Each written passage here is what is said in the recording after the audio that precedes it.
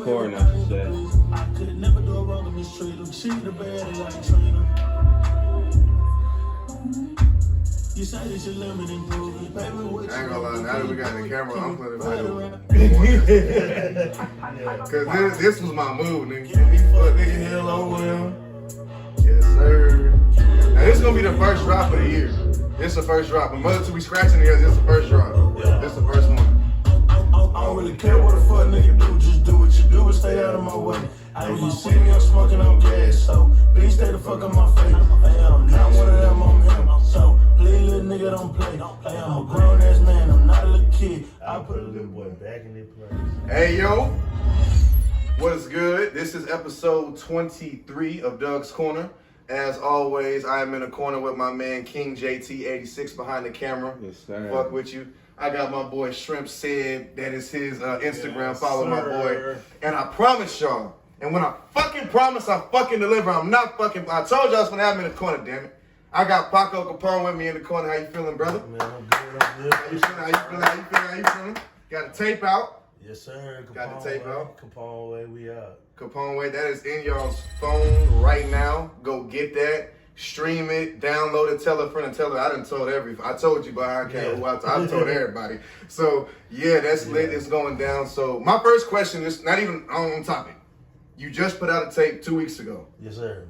How is that moving around in the city, and like how does that work? Like being a rapper, like how does that feel? I ain't gonna lie, bro. It feel good as far as not even just having a tape out. It feel good to have multiple songs out and people know those songs. For sure. Like it's one thing when people be like, yeah, they heard the song, a little snippet, they know that little piece. But when people call you, text you, and like they singing the whole song word for word, and they like, yeah, I like this and I like that, would it make you feel good? Like, y'all fucking with what I'm saying, so you realize I ain't just on this hoe talking that bullshit. Like, I'm spitting. So that whole moving good. I mean, the whole state of Texas, I be looking at my little recap shit. Whole state of Texas, that hoe all over the place. They bitch out the country a little bit. I got some other people that hoe get hit in Cali. I got Chicago, Florida. Okay. New York. Got a random one said nowhere. It's at fucking Nebraska.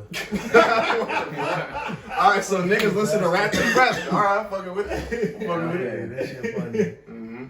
That shit funny as fuck. But overall, yeah, that hoe feel good as fuck for shit, y'all. I'm gonna give an applause for that one. That's some, you know what I'm saying? That's some real good shit. So, you know, first episode of the new year, 2023. Happy New Year to everybody in the building. How are we feeling this week? This is week 2 of the new year? Yeah. How we feeling? How's the week been? Man, working out. If we working out, what's going on? How we all feeling? I still work out in the morning, so I've been good there. Okay. Man, these kids came back on a new level.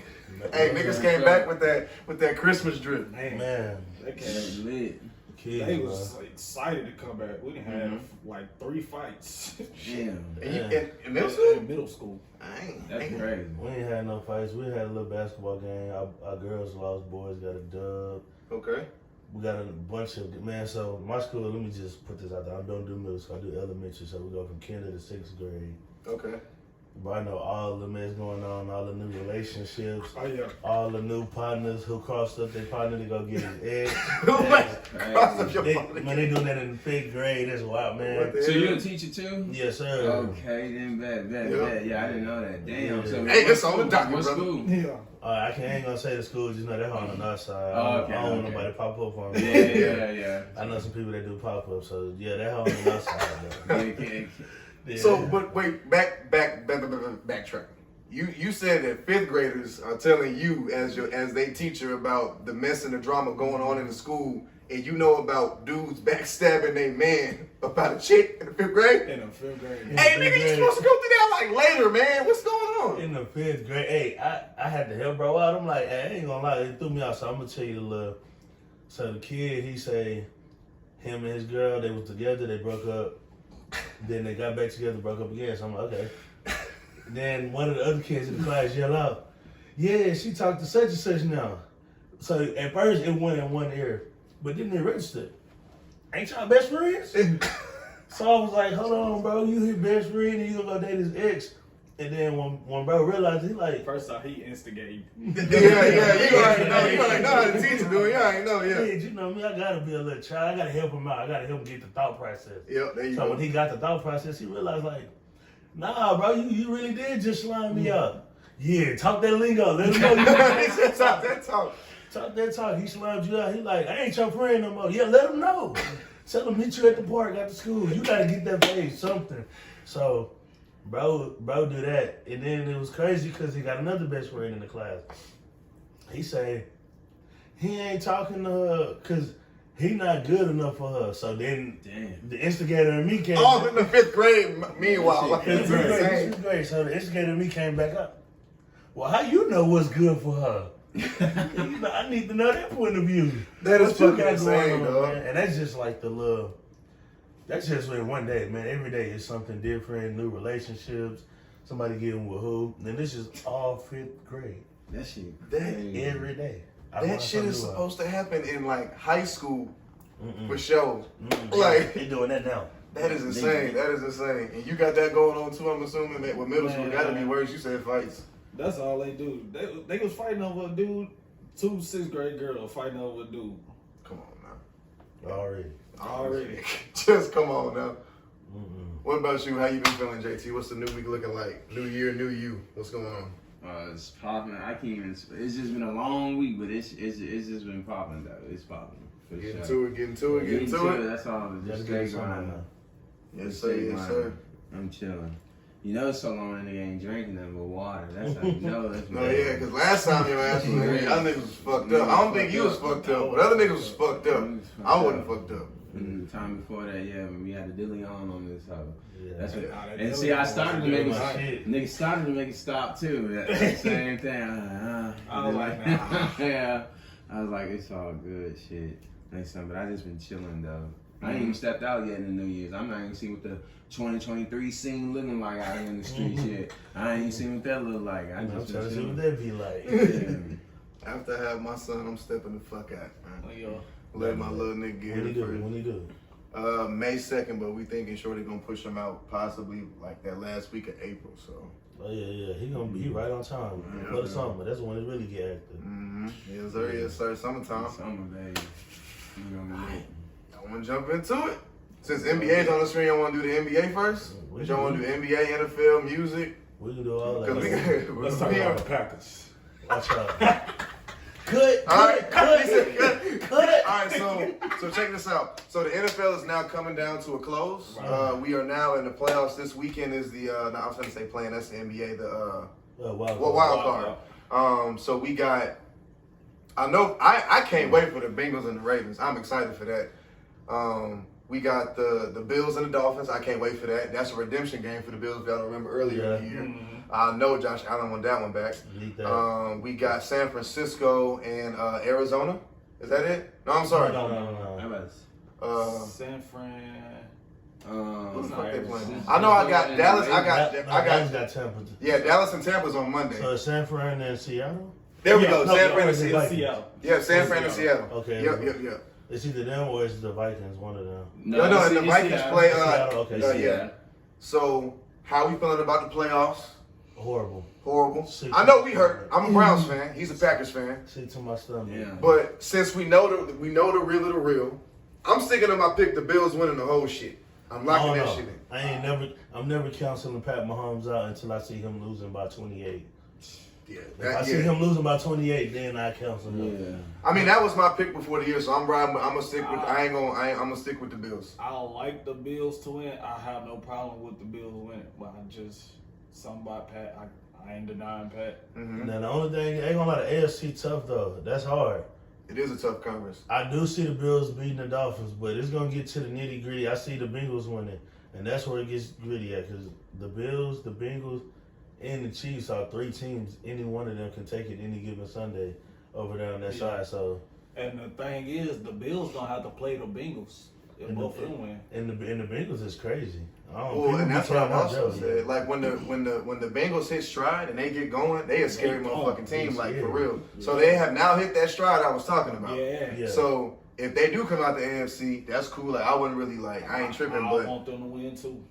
But with the loss of Von Miller and I forgot that safety or that corner that's back there I in think Buffalo. Micah. Mike that might be a problem for Buffalo. I think Micah coming back. Yes. Yeah, is he coming back? I thought he was out for the season. I know Vaughn's out for the season. Vaughn's out. Yeah, Yeah, he's I don't out know for about the season. Michael for sure, but I don't know. I still think the Bills have some. They're already good, but I think they have something more to play for. With We're gonna get to that too because that's crazy. Skip, you might be done after I'm done with your ass. But let's finish. That's just crazy. So I feel like with them, they might have a little bit more pushing for them, but y'all know the FC tough. But any one of them teams I can see going against. I'm about to say San Fran, man.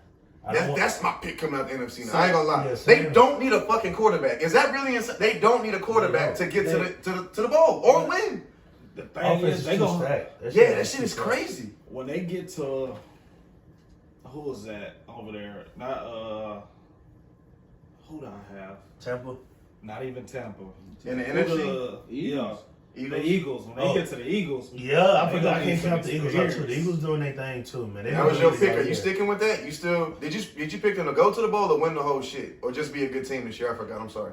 I just locked in on I think I rolled over. I know I locked in from the beginning to be a good team. I kept telling y'all Jalen Hurts going to turn it around. And then I just ride and say I'm going to go with them for the Super Bowl. But I wouldn't be surprised. I ain't gonna lie to you. Yeah. I think San Fran. I know this is gonna sound crazy, but on the NFC side, don't be surprised if you see that nigga Tom Brady and I ain't gonna lie, I'm counseling him out right now. I've been a Tom believer for the last because it's fucking Tom, but like 8-8. And I got him beating Dallas, so I ain't gonna lie. I got him beating Dallas. I got him beating Dallas. Any Dallas fan out will take you up on that. I'm not gonna lie. I just can't. I can't see them beating Dallas because it's so big. I can't even imagine what would happen if Dallas lose. That's how. What do you mean? They everybody's jumping ship. They restarting that bitch. If they lose, because so much been invested in this season and everything, they lose something like he already. Zeke is on the trading block going to Buffalo next season. Zeke gonna be gone. Dak gonna be gone. He gonna give it. You think he gonna give it to Dak? It's gonna be some major changes. It's so big, but I would not. I want to say. Well, yeah, that's cool. But listen to this though. He ain't never beat Brady. Yeah, exactly. Yeah. So Brady got this nigga beat 7-0. I think they winning Monday by a field goal. That's right. And how about that's what scares me about the Chiefs and the Bengals. Mm-hmm. The Chiefs ain't beat the Bengals, and they ain't beat the Bengals. But that's true. Patrick Mahomes in the playoffs, and I ain't gonna lie, Travis Kelce has been having an outstanding season. Yeah. Like, if you've been paying attention, like I've never seen some shit like that. Bro should really be like 100 on Madden because you really can't guard that dude. That's incredible. I just hate the AFC because the three teams we talked about are just so stacked on offense. So it's just whoever got the ball last, low-key can win it up. I think it's going to come down to clock management. Yeah.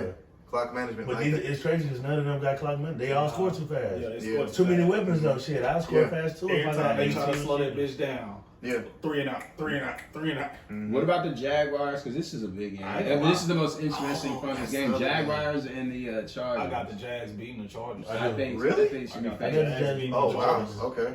That's bold. I'm gonna go with the Chargers just with names on that side. I ain't rolling with Trevor, bro. The Chargers should win. They should. See them winning. They should. Yeah, they should win. But they're not. I don't know. Jacksonville has been showing us this year that they are forced to be regular. They ain't just stupid cold. Yeah. But if you slip up on them, they gonna take that dub. All they need is a receiver. Yeah. That's what I'm saying. Trevor Lawrence has shown he can do a game-winning drive.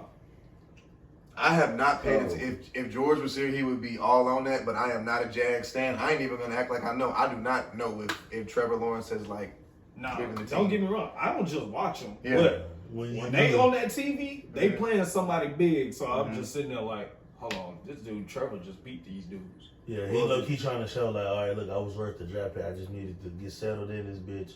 And it be like that, nigga. You got thrown in a pool cheese ass organization, and they told you to come out here and be great, nigga. In the AFC, you know what? All the other quarterbacks and weapons up here, and I'm supposed to do what? Mm-hmm. No, yeah. I said he got Christian Kirk. It would really start going. He needed somebody that was a good slot receiver. He needed something explosive, but that's been there. Chris Kirk been in the league and he's explosive. Exactly. Like, some shit that can help me. I need that get up. When my other niggas ain't getting it up, all right, boom. Because he was eating there. And he got paid. That boy was eating this season. It was crazy. Yes, So who y'all got with overall though, like with these games? So I'm looking at the thing now. Bills and Dolphins. Who y'all got winning that? Bills. Bills. And If then- Tua was playing, I would bet on It be the different. Dolphins. Oh shit, But Tua's even not Tua, playing. Y'all think that nigga's Wow. done? Okay. He done. They gonna sit him this season. They gonna bring him back next season. not- You think they gonna bring him back? Yeah. You think he done? I think he should stop. Nah, I'm telling you, the best thing that can happen for that shit is Lamar don't get paid in Baltimore, and Miami needs a quarterback, and you can plug. If they want to pay that man, to the Super Bowl they go. That'd be crazy. To the bowl they go. You cannot give the Dolphins a speedy quarterback, and you got Waddle and They ain't Reed. even giving the Dolphins a speedy quarterback. You're giving the Dolphins a quarterback that's from that area. That too. Everybody is gonna be invested. You know how many Florida niggas is gonna want to come back home That and shit play on gonna that be team? crazy. Niggas is gonna be begging to get traded to my. They got who at QB? that's- Send me back. Go. What they say? Give me to my That jit hoe- right that now. hoe Please. be Give me to my jit right now. I'm saying, I've been calling that. I've been watching that Baltimore situation, and y'all don't want to pay him. Cool. If that shit didn't pan out with Tua, if I'm Miami, I'm calling. Yo, how much did they not want to fucking pay Because you? Miami can afford it too. And their defense is top 10. I was thinking about the Saints. I didn't They think plug in a that. quarterback. They out of there. You saw what happened earlier in the year. He would, but see, the Saints ain't gonna go do that. The Saints don't like flashy QB. And not to say Lamar is flashy. Lamar is just not that type of QB. Like you see, they went and got Jameis. Jameis is just like a Drew Brees. Yeah, Yo, He's he not as standing. good as him, Go but he's sit a back and standard pass QB. that shit. They wouldn't know what the fuck to do with Lamar, Alvin Kamara, Taysom. That'd be a cold ass offense, but Yeah, that'd be they ain't got no crazy. plays for that offense. They Yeah. have to go get a whole new offensive coordinator, new playbook. Bro, I'm thinking Miami about would go stupid. When they with gonna him. do? So Hey, stupid. I'm gonna tell you something right now. I did it on Madden. I don't lose.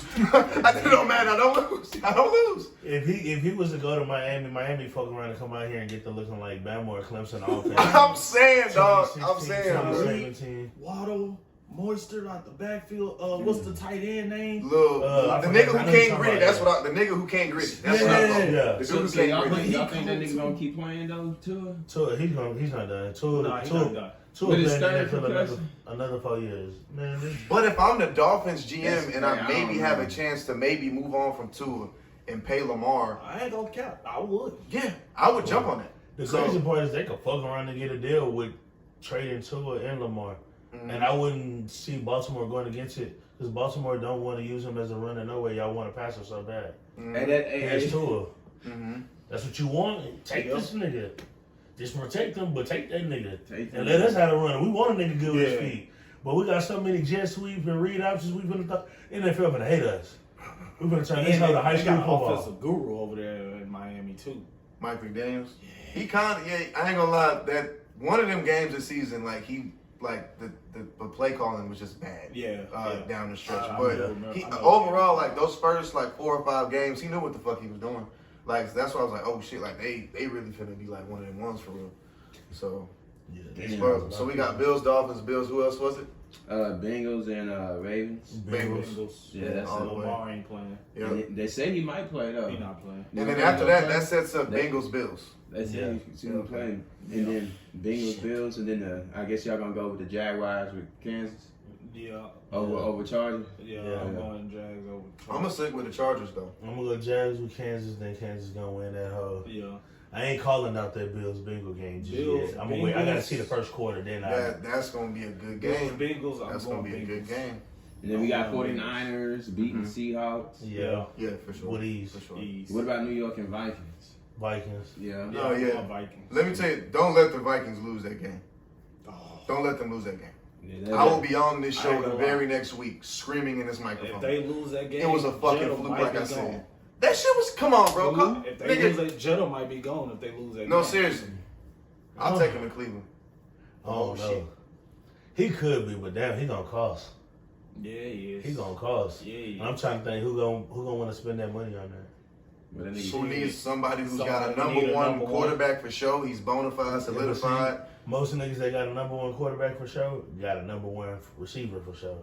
So it's like, what I'm saying to you, because I gotta afford you. Yeah, that's I true. can't afford you if I got a number one QB and receiver, and am I willing to get rid of my receiver for you? That's what Yeah. it have to be, probably. So that's why I was like, I don't know. He might get stuck there now. They might go get a new QB for this nigga. If some Yeah. QBs coming out in this draft, and they might say, you know what, all right, nigga, we done with you. Let me go get one of them trade up, get one of the young bloods, because this draft right here, and next year draft is gonna be real QB heavy for sure. So. Man, I'm trying to see what Chicago gonna do with that pick. No. Glad you said, because I got that bullshit on my phone. I forgot what that ESPN analysis said. What did he say? Man, Chicago better go get them a O-line or D-line. They better not trade that pick. I ain't gonna count because I'm from Houston. I will hold the shit out the Texans. I would trade that to somebody that what y'all think of Lovie Smith getting bad. fired? Stupid as fuck. You think it was stupid for them doing that? Yeah. He had the city invested in him. He was getting, and he showed that Houston had something. Yeah, we're losing, but we're not getting blown out no more. You can tell that I'm trying to change this program, and you gave up on me. With no weapons, but you ain't got no QB. But the thing is, I think that was their no plan offense, from the jump. no receiver, except for Man, B. I think they plan from the jump was to get rid of. Shit, you know what? So- You might be right about fucking Tua, because that nigga B. Cooks got 20 concussions. This nigga I'm trying to continues tell to you. play. This is what the nigga that on nigga ESPN done. said what the Bears should do with the number 1 pick. Draft Bryce Young, trade Justin Fields, and receive the first and third round pick in return. Why am I- Use salary cap on 4 You starting gonna get that caliber nigga to the players. Ravens. Fuck no. And why would you draft Bryce Young instead of CJ? Not even that. Why am I trading Justin Fields? Yeah. That because you get him a fucking receiver, he's out of here too. I'm He not offensive trading line. him, but I can argue with you with the Bryce Young over CJ. I fuck with both of them tough. Mm-hmm. But I was talking about this with one of my partners.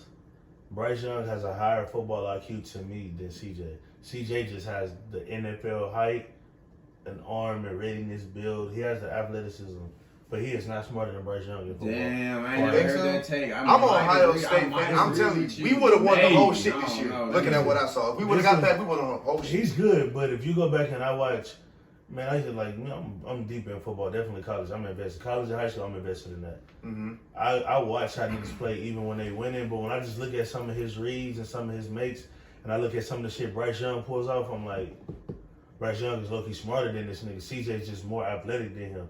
CJ has that arm, and that's what's keeping CJ there. Like, CJ, to me, I'm not to disrespect Kyler Murray, but I feel like CJ could be like Kyler Murray. He can go out there and not watch film and show up. Because, bitch, I can throw this whole flat footed 75 yards down the field. Exactly. You saw it in the Georgia. You saw the nigga was doing. I'm flat footed. I can throw this bitch 75 yards down the field. It ain't much. And I can run a little bit, but I don't have to run. Because I know how to get the ball in my receiver's hand. Then this is where you come to Bryce Young. You're at a disadvantage. Your whole O-line, the shortest nigga on your O-line is 6'4". You're not as tall as C.J. Stroud. Your arm isn't as strong as this nigga.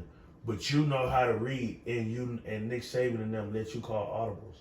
Yeah. C.J. Stroud don't call them. He might call out routes. Mm-hmm. But we talking about changing up plays. We talking about calling your own plays. Nick Saban gives that nigga that type of freedom. So when I can come out there and I can do that shit, I know how to be down. We ain't never seen C.J. Stroud be down by 21 and come back. We have seen Bryce Young pull that off. Yeah. We have seen Bryce Young look like he's done for. Even, trying to remember what game it was. Damn, I'm trying to remember who it was. It was just this year, man. Them niggas look like they was out that hoe. Was it Tennessee? Tennessee was one of them, but no, it was another game. And I really cannot think of who it was. It looked like they was out that hoe. And then he's even showed us, even when he lose, he not all the way out there. Like we watched A&M with their win last year. A&M beating them niggas, man, nigga came back.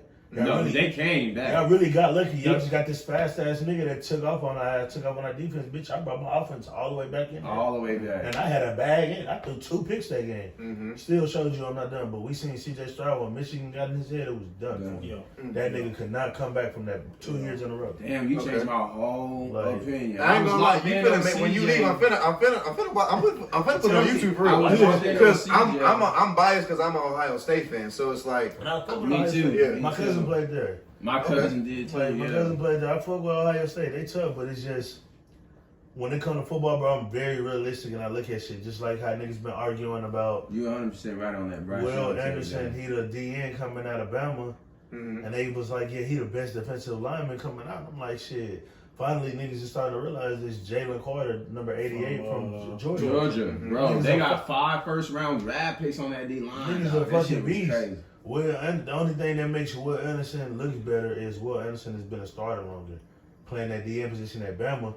But when niggas get to say that, I'll be like, okay, well, go look at Jalen Carter and who he had to play behind. Every nigga that he played behind was a first-round draft pick. 5 stars, nigga. He didn't That's start that last whole year. team. Nigga came off the bench. This is his first year starting, and he's already shown he didn't drop a beat. You won't even notice that them niggas got rid of 5 niggas. Yeah. You like, shit, damn, that nigga was on the bench. Yeah, Type that shit. nigga was on the bench. They had him Chilling, bro. Just like Alabama with those receivers, they about to be that's the how next Alabama be with Alabama. quarterbacks too. Ball Shit. Dynasty. Yeah, That's how they be with quarterbacks too. That shit be insane, bro. Niggas be stacked up. So who you got if you were to say for next year, winning it all? Because I got Ohio State with CJ Stroud. I don't see nobody really in his way. Oh no, he's coming out. So No, he coming out? I thought he I said think he's coming out. Yeah, CJ gonna come I'm out. pretty sure he's coming out. I ain't gonna lie, winning it all next year. You can't count Georgia out at all because Georgia's gonna get a QB. I'm counting him out because I don't know who the QB is. That white kid's done now. He got 5, but Georgia gets a 5-star every time. I'm about to say they done won 2 championships. Boy, they getting they would have tried. No, So these are the teams that I'm looking at that I say has a good chance next year. USC, Georgia, Bama, Texas. Wait a minute, is Caleb Williams still there? Still there. He has one more okay. year. And USC. I think USC got a bunch of niggas to flip and come to them. He did that shit when he got Caleb Williams, but he got a few niggas to flip from OU to come to them. He got a few niggas to flip on UCLA and Oregon to go there. You can't forget Bama. As long as Nick Saban is a head coach, I will never count that nigga out in a million years. I'm counting them out. They ain't got no quarterback. They need a quarterback. Name one time the nigga had a quarterback. Nick Saban just played with his first 5-star quarterback, Bryce Young. That's his first 5-star. No quarterback before him has ever been a 5-star and did good. That nigga plays with unknown ass niggas and turn that nigga to AJ McCarron. Unknown. Oh no. I mean, I got him in the playoffs. But I'm talking about winning the whole thing. Like, who you got your one team? That's why I'm discrediting because they ain't got Bro, no it just ended Monday. Shit, goddamn. They already ready. Shit. You see Georgia lined up. I ain't gonna lie. I'm still tripping on TCU. They didn't get off the bus. I'm not tripping. They didn't get off the bus. Them boys got intimidated from the jump. They didn't get off the bus. I told them to start that bitch back up. Get them niggas back. Get them out of there. Help me, please. Bro, 65 points in football is like insane, nigga. And I fuck with TCU, and I know some niggas on that team. That's why I heard like, damn, I was rooting for you. I had to go back and delete my tweets. Niggas say, who's you riding with shit? I ain't even watched the game. Who played? Who played? I ain't know that bitch played. I ain't watched the game. I didn't watch the game. Who played? But oh my god. If I was to call somebody next year, my sleeper pick for shit show would be UT. Damn, they still getting the Manning boy. We'll make They getting Manning, but he's not gonna start. I don't know yet. I'm not. I don't know. I mean, if he a true freshman, he got to earn that. I ain't gonna lie. This is the only reason he could start because he has a name. But the nigga that's there, Quinn. Yeah. You gotta remember, Quinn it's only been Wait, 2. Quinn? Yeah. Quinn, he's still there? Yeah. It's only been 2 niggas to ever get a perfect rating, ever in ESPN 24/7 history. Vince Young, Quinn Ayers. That's the nigga that's at UT right now. You right. He got right. Are they even ranked? Or no? Yeah, they're ranked. They And they had a top 6 recruiting class. They have a top 6 recruiting class right now. Okay. And mind you, we ain't even made it to the next signing day.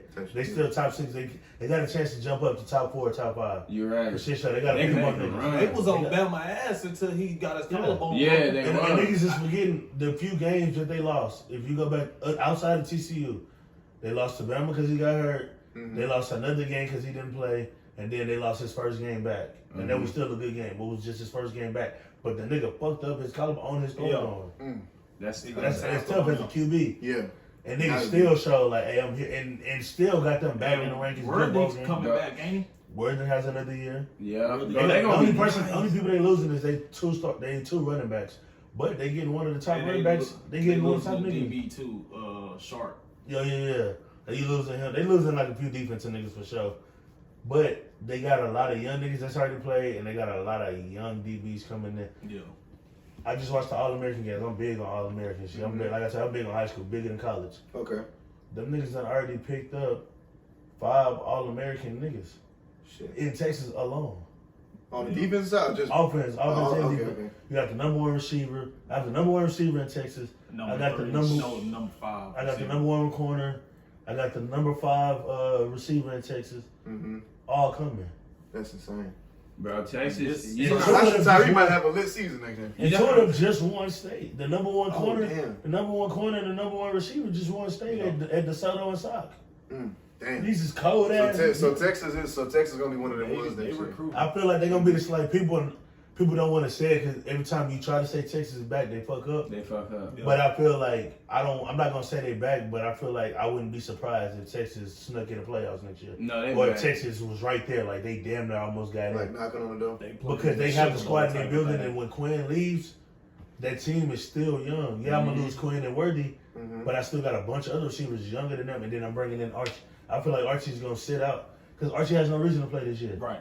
You got Quinn, and they got another QB that's a sophomore. He was an All-American nigga from Cali, but he got hurt this season. But he was already in the backup. So boom, if I need Quinn to step out, I have this other cold ass All-American QB. Archie, you come learn my whole offense like the back of your hand. Because when it's time for you to take over, I need you to hop in like Quinn. Never You know he gonna learn that shit. Yeah. And him and Quinn play about the same. I just think Quinn is more athletic than him. But that little white boy, that nigga, it's a reason he was a perfect grade, and it's a reason why he didn't play his senior year. They went to Ohio State, and then finessed to Ohio State and came back. That nigga, they was saying that was his only thing. Bro, ain't played that much football. He got hurt his junior year, still made it to state. He got hurt his junior year. He foregoed his senior year, went to Ohio State, didn't play there, just made money off that NIL. Then came back to Texas and finally played. They can't play football in 2.5 years. That's crazy. That's And crazy. still went out there and almost beat Bama. Come on, bro. Stop playing with that nigga. Yeah, it's gonna be crazy to College see football's Texas not gonna be officially way back. better than You know how NFL crazy next college year. football we're gonna go to see Texas back? Like, nigga, for Texas to be back, to be relevant like that, for real, that shit gonna go And it's crazy because Texas and SC are both trying to become. If SC leaves Lincoln Riley there just a few more years, it's gonna be crazy what he do over there. Oh, But it's boy. even more crazy because everybody's forgetting SC and UCLA finna leave. They're not even gonna be in the Pac-12. They're gonna be in the Big Ten. So you gonna let this nigga go play Michigan and Ohio, and don't let him beat Michigan and Ohio State in the same season. That SC. UT still trying to get to the SEC. They going. They already signed. They just haven't made up their mind if they gonna leave early or if they gonna wait. Cause they leave early, they gotta pay out the rest of their contract. And right now, I remember that shit was high as fuck. So they fucking around to play one more season and then go. But if not, they don't leave until 2025. But even still, when Texas and OU get over there to the SEC, and then you let USC and UCLA go to the Big Ten, nigga, you might as well only keep these three. All I need is the Big Ten, ACC, SEC after that shit. Cause we gonna be in the 12 playoff system by then. That's what, because Shit they gonna be changing this crazy. shit Yeah, next year. it'll be. No, they got one more year. Oh, one more year? Okay. One more year of this One more system, year. and then I think 2024 season is where that 12 team shit pop off. And that shit coming to Houston next year, right? Or the 2024? It's Yeah. coming to Houston. So I just It- saw it what's is. his face. Overton post about it. I think it's like 2024. I don't think next year they come here. Nah, Okay. I think it's the year after that. Got you. But who you got running it in? You gonna ride with Ohio State, of course. What about you, Yeah, Sid? that's what I'm I around. don't know. We'll see. He gonna wait to see who make the playoffs. Yeah, you know, you gotta Tell do to it. me when it's the last four. Then I'll get it. Damn. That's how it be with the NBA. When they get to who in the finals? Yeah, they gonna win. I watch all that shit, but I just be like, man, I don't know. Damn, you got me sold on Texas. I didn't know my boy was coming back. That's why I asked who the next. I didn't know who the next popping QB is. That's what I'm saying. It's crazy. It's some Yeah, niggas. But like even TCU, you still can't count them out because TCU real quarterback. Niggas just forget. Don't get me wrong. Max has been in the QB and he's done good. But the nigga that took his job got hurt. But that nigga comes back next year. He's healthy. He's been healthy since halfway through the season. But shit, nigga, Max is a senior. Fuck it, you got the hell you doing this good. I use this year to get back completely healthy because next year I'm on ass. Niggas is good. It's gonna be a lot of good teams next year. Miami, don't be shocked if Miami show that they. I'm gonna be shocked because who they got? Miami been recruiting. Miami's recruiting class they bringing in top 10, and they bringing in some pressure. And they getting a lot of niggas to stay home. They getting a lot of O linemen over there, and they getting a lot of defensive niggas. I wouldn't be surprised if Miami beat Clemson.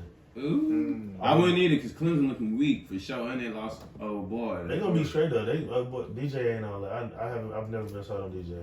No disrespect, but I've been rocking with that white boy that took over since I seen him in high school. That nigga showed me his square business. I seen that nigga play. Oh wait a minute, the one at Clemson? Yeah, bro. He was at what school? He went to Westlake. I seen that nigga play face to face. And when I seen that, I was sold. Oh, that nigga is every bit as good. Yes, he's a 5-star. That nigga is cold. That nigga is cold. Dog. He dismantled Katie, fool. That nigga. That nigga said dismantled Katie. He's He's a fucking juggernaut, right? He had a cold team, but you just gotta like. Katie is always a juggernaut. That nigga is big. If you see this nigga, bro, this white boy like 6'6", but he not even like muscular. He just this lanky 6'6". Lanky.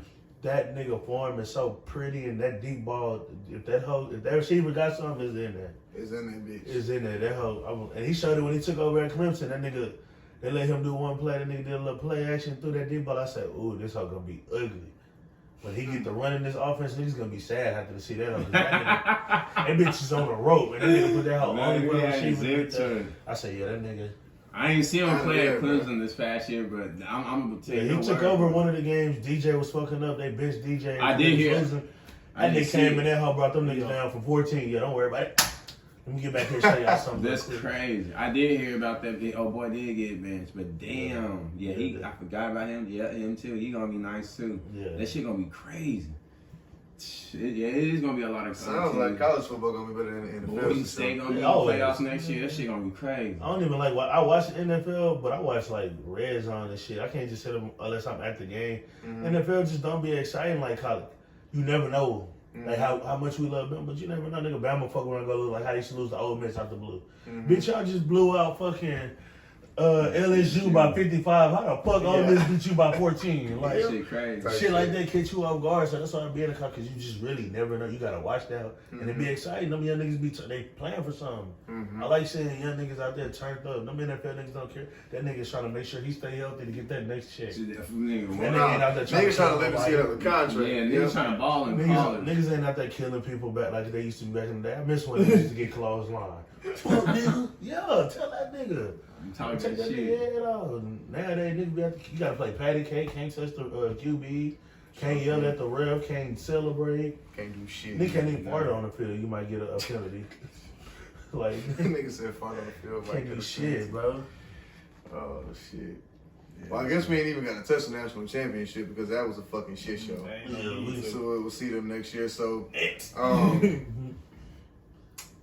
the thing that happened with DeMar Hamlin on the football field, I'm 28. How old are you? 26. 26, how old are you? 27. 27. How are you? Same at 20. I've never seen anything like that in my life. Ever. Well, I have. That shit was on not as light as that shit looked though. Like I've seen like a bad play and it collapsed. But I ain't never seen a tackle that looked like it was so, I ain't gonna say soft, but I know he didn't bring a lot of force behind it. And to see a nigga stand up and then drop back, usually like the nigga just stay down, but to actually watch that nigga stand up and drop down, yeah, that shit, it fucked me up. I remember watching that shit, I was at Pluckers when my manager sitting there, nigga. I was cooking. I turned around, I was like, what the fuck, the game? I said suspended or suspension. I was like, what the hell? And then like when I went to my phone and saw the play, I was like, oh shit, like, okay. And then like, shout out to the Bills team doctor that brought him back to life. That's incredible. Salute and applause to you. Like, that is insanely incredible. Yeah. He is back now home in Buffalo. Skip Bayless. Fuck that nigga. I mean, like, I ain't never like. I mean, like, yeah, like, and I've been paying attention. I called my partners. I'm like, yo, like, do y'all pay attention to the skipping shit? I love beef. That's just me. Yeah. I pay attention to that shit. And Shannon is so done with your white ass. Let me ask you this, Skip. Whenever you are always attached to a black man's name, let's keep it above. Yeah. Stephen A. Smith got you where you needed to go. On plenty of interviews and stuff, he has said you called him for that show to happen. Then you leave first take and you go get Shannon. That's cool.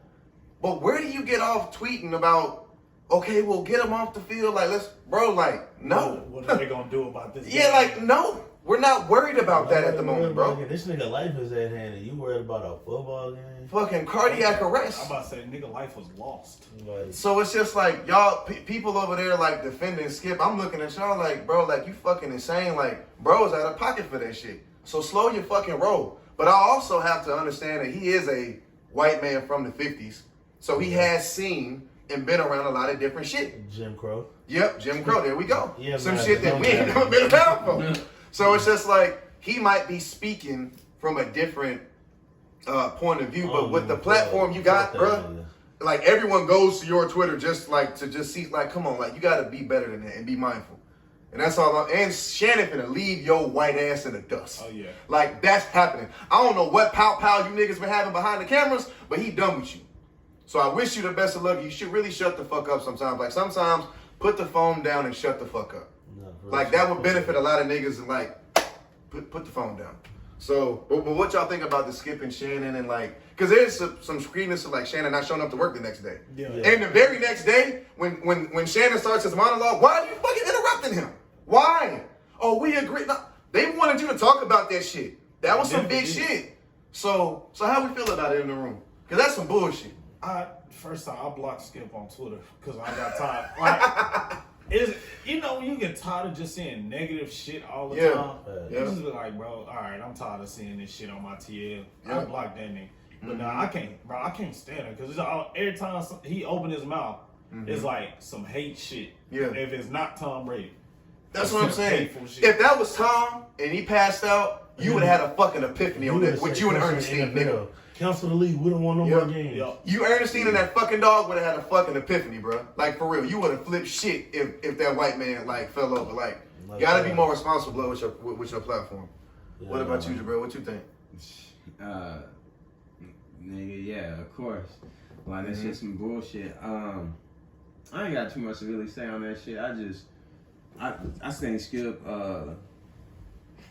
Shannon done said the shit. Like, I'm just ready to see this nigga Shannon take the next step, get up off of that shit. That nigga Skip got paid. He got his money. Shannon nigga got his sense. So he talking, he gonna talk his shit. But we gonna see, like, when Shannon, I want to see Shannon leave and, like, get up off and do his own shit and then see if Skip can really, like, carry that shit then. No, Skip can't carry it. No, Skip really cannot carry it. Like, they're gonna beg that the nigga Bob doubled Parker down to on come him sit too, across and then him. Or Chris doubled down Broussard. on that bitch, and then sued and didn't delete that hoe, nothing.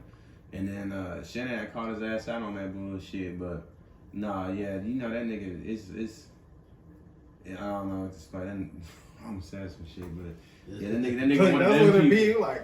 That nigga, man. Shannon finna shine on his own. That podcast, his podcast already taken off. Like, he don't need like that network or like Skip no more. Like, he got his shine in his family. Already rich anyway, bro. That too, and a fucking Hall of Famer at that point. So it's just like, come on now, bro. No, for sure. Fuck Skip. I know Shannon was done when Skip disrespected him that time.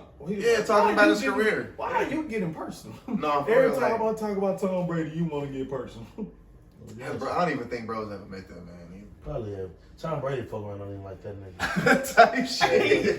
Now that would be insane. Tom Tom like, would keep even my fuck name with out your mouth, bro. I ain't fucking with you. Nah, somebody did that because he was a big fan of somebody. I can't remember who it was, and they tweeted him and said, "Bro, leave my name out your mouth." I can't remember. I know what you're talking about. Who Who was it? Damn. I can't remember who it was. But Sound like Kevin Durant. That's exactly who it was. Kevin Durant. That's exactly who it was. It was KD. No, KD be talking to me. He be talking to Skip and like, yo, bro, y'all gotta shut the fuck up, man. He was on.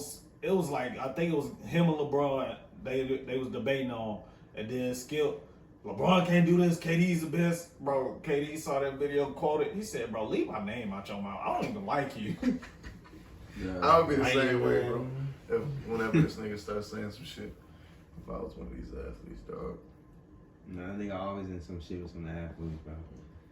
Always. A nigga like me will go ahead and get his car if I was an athlete. Type shit. Put it straight on flat. Why that nigga doing that shit?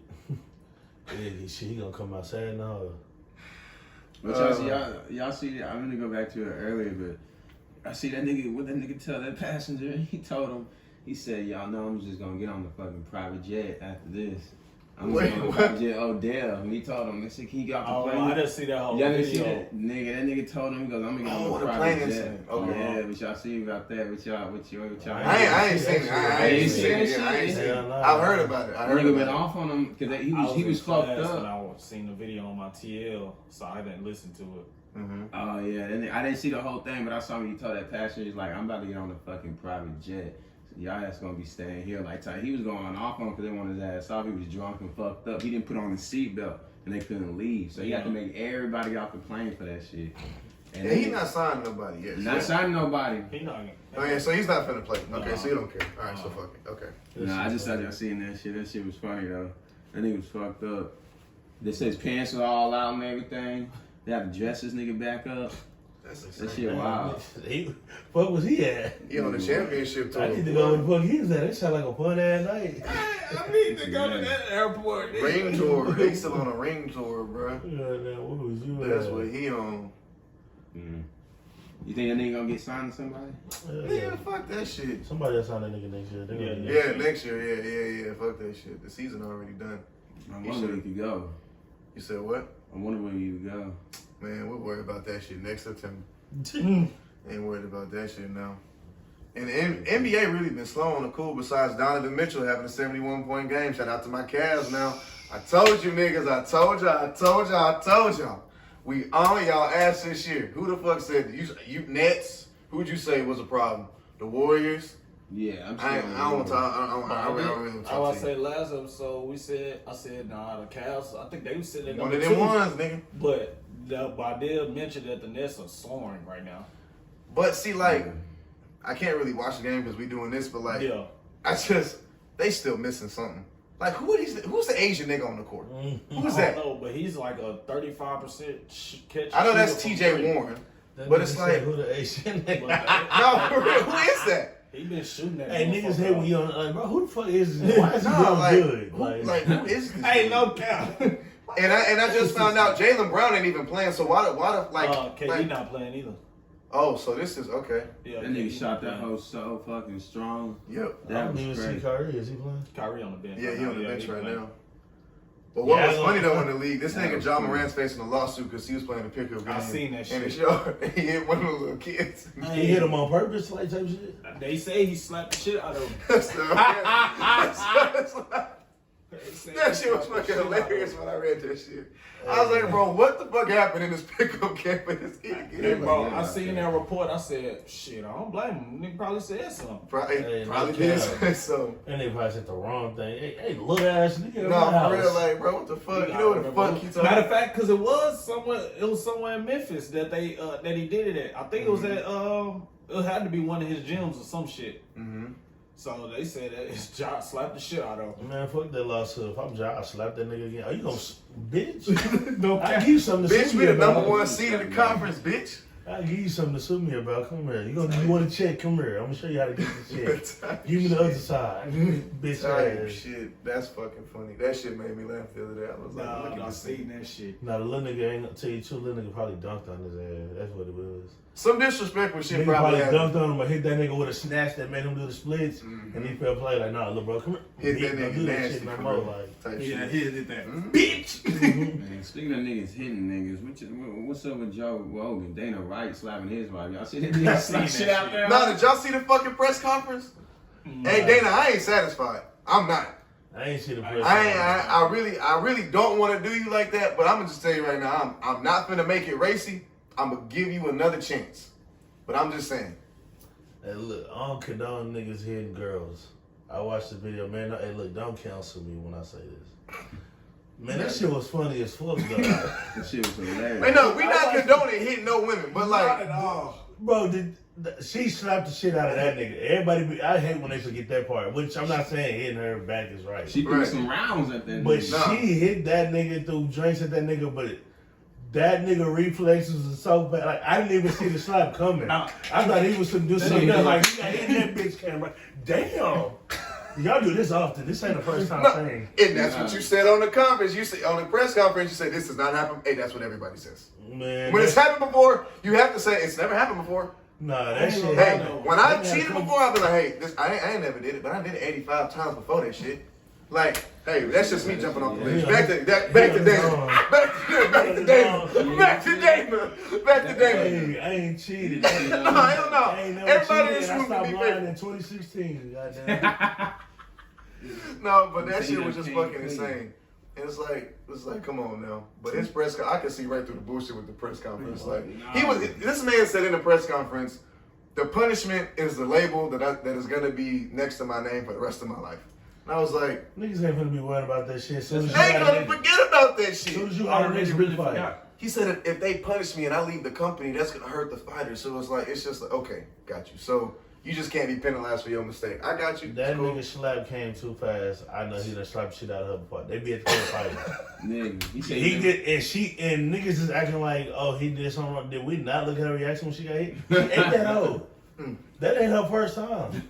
Nah, That was probably the first time that night. yeah, but not like ever in life. She ain't that how that shit was normal. Her. She damn near posted up with that nigga. Like, you know what time it is. Like, Hey, she trying to come back. You know what time it is. like, bro, what? This is normal in y'all household. I see. This Look, is he regular been with her shit, for 32 years and shit. He Ain't no way. 32 years, that nigga done shot shit out of her. Exactly. Ain't no way. That nigga was about to say we do this all the time. This nigga promotes violence. Ain't no way this nigga ain't never stopped shit out of his That's girl for what. Hey, 32 thank you. years. Took the words right out of my. I was like, bro, you in the most violent sport in America. The most The violent. most violent shit. Like you niggas throwing elbows and like nigga, that's insane. No. Imagine being in a fight and a nigga throw a flying knee at you, nigga, and you knocked out in 3 seconds. A knee with no pad on it. Just insane. Like nigga, I ain't like gonna lie, bro. I'll wake up pissed. Like, bro, that nigga didn't punch me. How did I end up waking up? Fuck the knee, the kick. No. Fuck a knee. A nigga was able to get his foot off the ground and hit me in the head before I could move. that's insane, bro. That's fucking insane. What you mean he did a spinning heel kick and he hit me? That nigga jumped, spin, and I still got hit. That's insane, Bro, dog. He got gave me knocked 5 out. seconds to move, but I True still got fucking hit. athlete, Like, nigga. That's some athlete shit for real. Nah, that should have fucked me up. Yeah. Like, I couldn't do Cause that I ain't shit. gonna lie, if we together and I see this nigga get kicked, I'ma freeze. I ain't gonna lie, I'ma freeze. I'ma look fam, and be like, if a nigga run from over there and he finna come and with a, that's insane. You better shoot I ain't him. gonna lie. If I'm fighting and you kick me and one of them hoes connect, like, even if you don't hit my head, but you hit my shoulder up here, I gotta shoot. best believe that this fight has just ended. Yeah, my boy, you finna find that. You about to fight. For real. But my partner Trey said you better fight for your life. Don't even worry about Oh, it. don't you worry. He's starting to fight, all right. Yeah. You showed me you got a little bit more go than I do. Oh shit. Like, if I'm throwing hands with a nigga and the nigga just beat me up with his fist, I'll take my L, bro. You got No, to. facts. I'm gonna You come got back. to. I'm gonna come back later on. I need my fight again. Yeah, no, we yes, did it one yes. time. But I'm gonna take that shit. But a nigga kicking me, ain't no way in hell I'm ever taking that. Bitch, Like, you kick me. Knees, elbows, Like, hammer fists. You fucking- kicking my leg. Alright, that's some shit I need to look out. Well, your foot came up above my shoulder. Nah, bro. Roundhouse kick. Knock you the fuck up. Nah, Stick a bro. nigga head I got out. some high lows, bro. Nah, you, see, bro. you see how good of a fighter you Yeah, really you about are. to start tap dancing around here, bro. You know what I mean? Well, on to I guess the more like What? the boxing. You want to talk about the fight at the fight, or you want to talk about the fight itself with Tank and the first Garcia he got to fight? First time when I found out it was Meek Mill, I cried laughing. Yeah, no, for Why real. is it me, bro? Why you always You doing shit? got to do justice for him. Come on, like, come on. And what do you mean you almost fought a boxer? He thought he sounded so What hard. do you mean by That nigga said, Didn't nobody take that serious. like, You no. almost got beat up by a boxer. You say that. Cause have y'all seen the Meek Mill boxing? Yeah. Okay, yeah. Cause like, bro, Meek, you fight like what this. What them girls say? If you gonna be anything, nigga, be for real. Be fucking for real. Hey, I'm gonna start saying that shit. Hey, bro, I'm saying you gonna be anything. Be fucking for real. That's For fucking real. insane. That's one of the best shit the females came out with in 2022. Be fucking for real. That's crazy. You gotta be. Who are you fooling? Me? Ain't nobody believe that. Nobody believe that tweet. Bitch, you eat fucking fries in the pool with your legs crossed, and I'm supposed to believe you was finna beat him up. This is how you eat your fries. I forgot about And I'm that supposed to fucking believe meme. you. I forgot you was eating them crinkly ass fries in the In the pool. pool, Nigga. in your lap, wasn't in no basket, no, them bitches was just poured in. First off- And I'm supposed to believe you gonna whoop him. Ooh, and you was snitch too, cause you snitched on that nigga in Ghana who pickpocketed your phone, nigga. The nigga also lost a bet was doing push-ups at that hoe, nigga. Like, how the hell you doing push-ups in a boxing when he had lost a bet? What is going on with you, me? You ain't been the same. I Nigga don't be know, taking man. L. I'm gonna tell you something right now. That nigga is a national Twitter treasure. hilarious, bro. He's No, funny on no, Twitter. he is funny. He's social media funny. If he ever decided to stop rapping, comedy is his next bet. Like, he better get the and no skits, just be you. You need to be on 85 South Show type shit. Just be you. So you gotta have a podcast type shit. Cause you're Yeah. funny. Yeah, no, for real. I want to know what you do every fucking day. No, for real. Give me a Meek Mill vlog and I'm Why watching do that you, shit why for do sure. you think and do the shit that you do? I'm fucking dead, bro. Some man, one of your schools, like when they say your schools was like, then they got a It is, couple of it's them. Like, they just definitely. never schooled that bitch in. The actual fight, Tank is crazy. Man. How you hit a nigga so hard? He had to say, bro, I can't see. I'm going out on a limb and saying Ryan Garcia can beat Tank. I might be the only one in the room, and that's cool. No, I've been saying shit. You looking at me insane. I've been saying that shit. I think you saying it too. No, I'm just saying. I got Tank whooping him, but niggas like think like oh boy ain't got a chance. I think Ryan. That's what I'm saying. He had a time he got lean. But as far as like, you think Ryan Garcia got a chance? Dog, yeah. He has a chance, bro. He has a chance. We've seen Tank KO a nigga with a body shot. Not go sit down in the corner, but hit a nigga in his ribs and that nigga dropped and was done. Mm-hmm. You thought the nigga got hit in the... Hey, no. This the same nigga that's made a nigga piss blood. Yeah. This the same nigga made a nigga shit himself in training. And I'm supposed to believe a nigga that ain't fought nobody but other niggas that fight in Mexico got a chance? Hey, he got... Tank is only whooping this nigga because the nigga won't leave him alone. So if it wasn't for social media, this would never be a fight. That's the crazy thing I about agree. it, because you're right. Now, I ain't gonna lie, I'm always But like, money if you do lose that fight bad, if you get knocked out, I am gonna look at you like, you begged. Now, you went to the club and asked for that shit. He was with the bad bitches and the alcohol and the weed, and you said, hey, give me that fight. Now, don't get knocked out and embarrass yourself. That's all I'm saying. Knocked out. And I'm saying this, and I'm a knock on wood, so I don't want to fuck up Tank shit. Mm-hmm. But every nigga that's ever begged to fight Tank has went to sleep. The last nigga, Rolly. Rolly begged for that fight. Rolly begged him. He asked that nigga for that fight for damn near 2 years. Got that bitch. But had that nigga outside the ropes. So yeah. I'm also believing Ryan Garcia. I think bro got a chance. It might be a slim chance. But I got Tank taking him out in like round 2 with a clean round. I can see round 2 to 3, bro. I don't see that hoe going past 7. I see that. I was gonna say 8. I don't see it going past 7. And the only reason I know it'll go past probably 1 and 2, because I feel like Tank gonna come out there and play with him a little bit to figure out, because he ain't really fought nobody. Ryan Garcia ain't fought nobody for me to study you. The niggas you fought are not good enough for me to be studying that fight and see what you really got. So I'm gonna have to wait till I get in the ring and bait you a little bit and see what you have. And then I think round 3, Tank gonna open that bitch up. Yo, come here, young nigga. Let me show you something. Like, you thought you had some go, but bitch, I fight real niggas. I train with real niggas. Let me show you something. And that's what I'm saying. But see, he ain't never fight nobody with speed, though. That's what I'm saying. With some pure speed, like he gonna be matching speed and height. Speed and height, though. That's what I'm saying. I ain't that. I got Tank knocking him out. Used to train with when he got into boxing? Who? Floyd Money Mayweather. Yeah, but he ain't fight nobody like that though. That's what I'm saying. He just fought strong, proud niggas. I'm sparring this nigga. Yeah, bro, that's what I'm saying. Ron, this where Ron got a chance because he going with speed and speed, but Ron ain't got the power. He don't really got the power yet. He ain't got the power. Bro, this is speed and height. Tank just hit a nigga so hard, that nigga went to his corner and said, I can't see. That's what I'm saying. They called the fight because this nigga could not see. And then he didn't stand back up and he said, bro, we're talking about a nigga that is 5'2" and punch like he is 6'7", 365 Bro, in the interview pounds. after the match, he said, I could have seen my whole world went black. I know it. We seen him drop. Crazy. Niggas was surprised his knees woke back up. This nigga got knocked out standing up. Like that nigga punch hard. Bro. Every nigga that's ever sparred Tank, he got knocked out. They all say, don't let. But it always was able to walk to the corner and knew he was knocked out. Didn't get back up when he sat down. Boy, Ryan Garcia, man, fuck. Bro, I'm telling you, with the speed and the height. That's what's gonna get him a chance. He's gonna have the speed. Only reason why I said. But you know how you stop speed? You hit that hoe. You hit and he got the right nigga that's gonna hit. Cause Tank can hit you. Bro, the fact that I've seen him hit a nigga in his side and that nigga KO lets me know, bitch, it don't matter where this punch lands. You don't like it. If it's the claim, it doesn't matter where this hoe.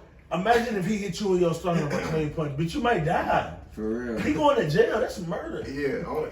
I mean, these niggas' hands is illegal, right? That is true. Like they're legal. They're legal boxing. Like if you punch another boxer, so he wouldn't. I mean, they technically ain't gonna go into jail, but if he hit one of us and knock us stone cold, he can go to jail, right? Yeah. I ain't gonna lie. I fight a lot of niggas, but I want you niggas to know right now. If any of you niggas, if I blow up and get famous, if any of you fighting ass niggas get into me, I'm gonna provoke you. We're gonna box. I'm letting you know now. I'm gonna stand my. I don't care if you win. I'm gonna stand my ground, and I want you to know I'm as street as it can be. I'm a gangsta ass nigga, but your ass, I'm suing. I'm suing. snitching. Hey, he said, I'm suing. The moment I only get way into I'm it, dropping I'm that having case, somebody record. you gotta give me whatever I've asked for. You want me to drop that hoe, bitch? I want tickets to your next fight. I want this much money. I want this. You need to buy my next 3 vacations and, matter of fact, buy all my fans tickets to my next shows, nigga. I'm doing some petty ass shit. That shit funny. I'm doing some petty, bitch. I'm suing, bro, and I fight. I'm a fighting ass nigga. I'm gonna do whatever. I don't give a fuck. But one of you niggas, yeah, come here. And don't let me win because I'm still suing. I don't give a fuck if I beat your ass. That nigga punched me too hard in the face. I don't like that shit. I'm suing that nigga. I don't give a fuck if I beat that nigga ass. I don't care if I stumped his head out, whatever I did. You coming up out that check, my boy. You shouldn't have hit me. Look, You knew better. I did it. You heard it here first, nigga. You learned discipline. I didn't. In the corner, nigga. You heard it here first now. But those fights underneath, like I was saying, y'all saw that tall nigga that was fighting with that speedy nigga. You saw he's doing it, but that nigga had kind of power, but he was slow though. But he was walking that nigga down. See how he caught that nigga in them last rounds and folded his ass and came back. That's with that height advantage and that reach, but. I don't think, like I said, I can see Davis knocking that nigga out in round 3. Bro. I don't want to see Davis again until they telling me he fighting Stevenson and Hanley. Them 3 niggas. They talking about David. They talking about 3-way battles between them 3 niggas. They talking about Devin Haney and them type of niggas or whoever. I think somebody. Shakur. Yeah, they talking about them niggas too. Yeah, them 3 niggas all need to go ahead and figure out how y'all gonna do this. But I need all 3. Y'all need to make the first triple threat match in boxing. I need to see all 3 of these niggas in there punching. Because that's what I want to see. I don't give a fuck about none of them other niggas in that weight class. Show me them 3. What you think about the trends out of Houston? Charlo and them. They talking about Plant. Yeah. I got Caleb Plant beating it. I'm sorry. I don't know. I'm always gonna. If you from Texas, I'm riding with you no matter what. Yeah, I fuck with sure. and I fuck with the Charlo twin. Yeah. But that's because they train with Earl Spence. Yeah. And my uncle, that's Earl Spence trainer. So I'm riding with the Charlos whenever. That's lit. I'm fucking with them.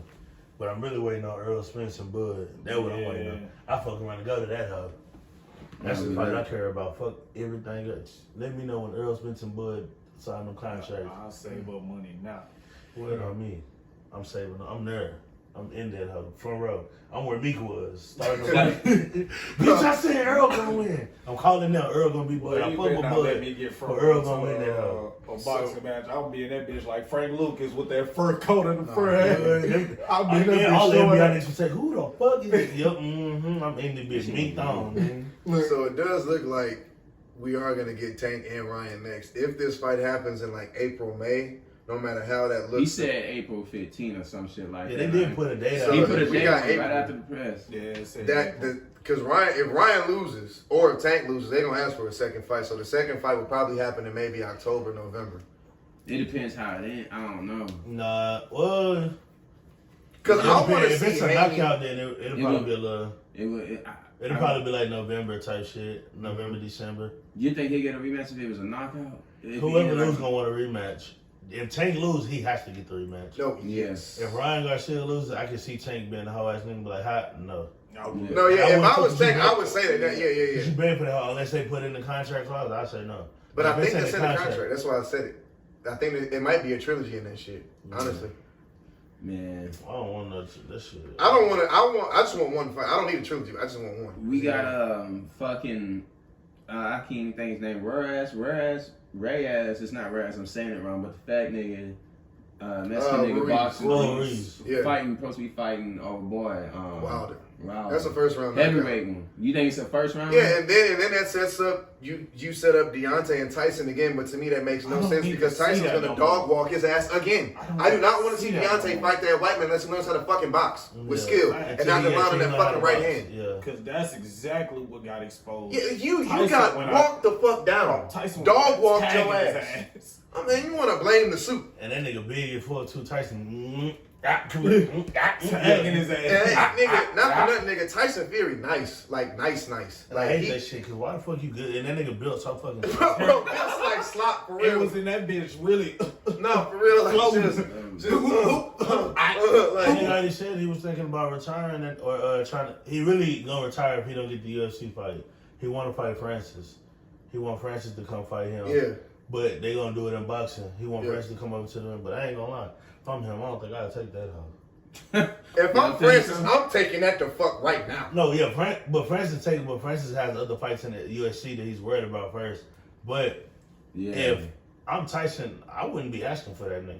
Oh, I mean that nigga hit hard, bro. No, yeah, but if you see him fight a heat fight kind of wild like this too, somebody got to. But that's just because he fight, he do UFC with his legs. But if you see that nigga strikes, that shit look better than Wilder's. And he took out Kane. That was his last title defense. He took out Kane, and he didn't like serious game. He took him down on the ground. Took that big ass. They had this video that used to be on YouTube showing this nigga training, and that nigga punched the punching bag, and that bitch broke.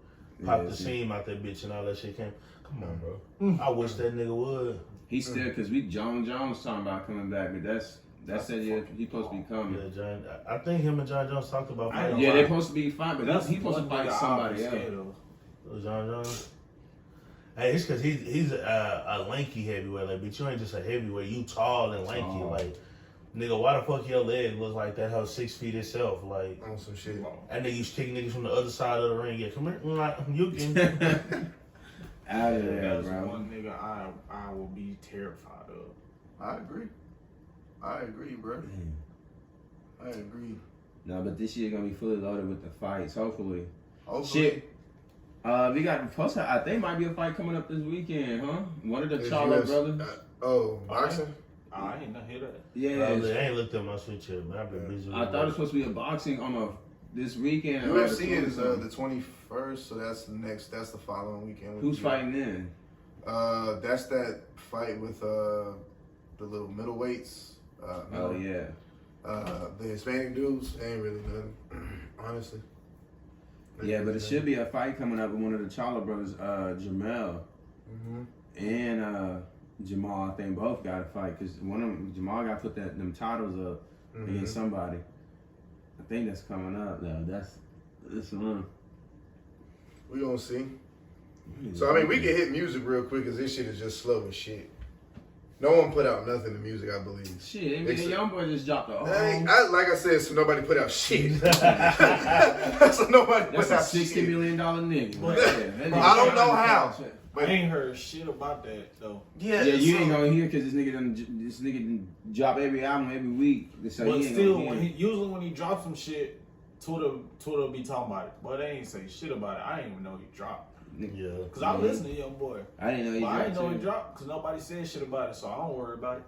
No, I ain't worried about it at all. Music is it's gonna be slow. Like the heavy hitters really ain't gonna drop till like that maybe like the late second quarter, definitely third quarter for sure. I got some dropping the second quarter. Yep. Me and the other heavy hitters and shit. Yep, you go.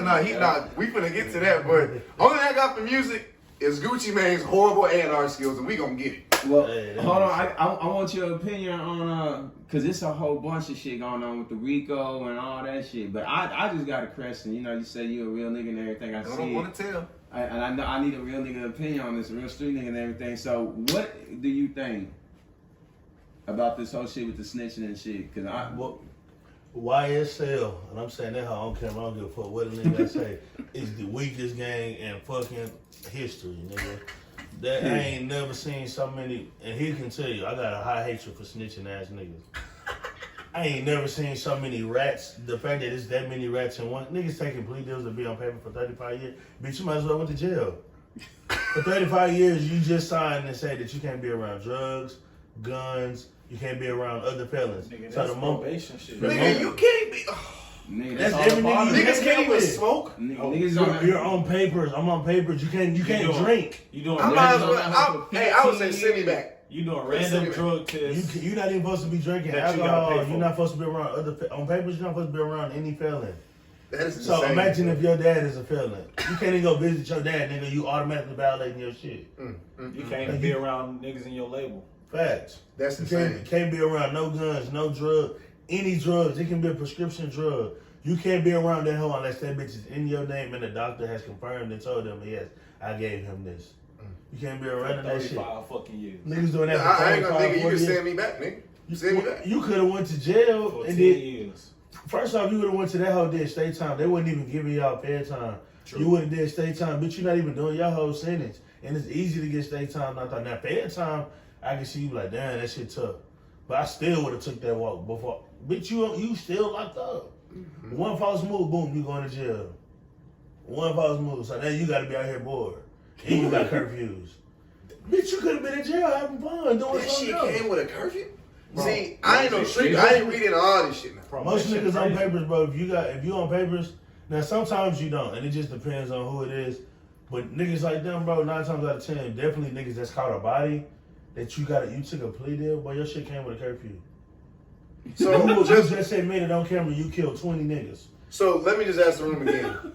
Cooperating with the police is snitching.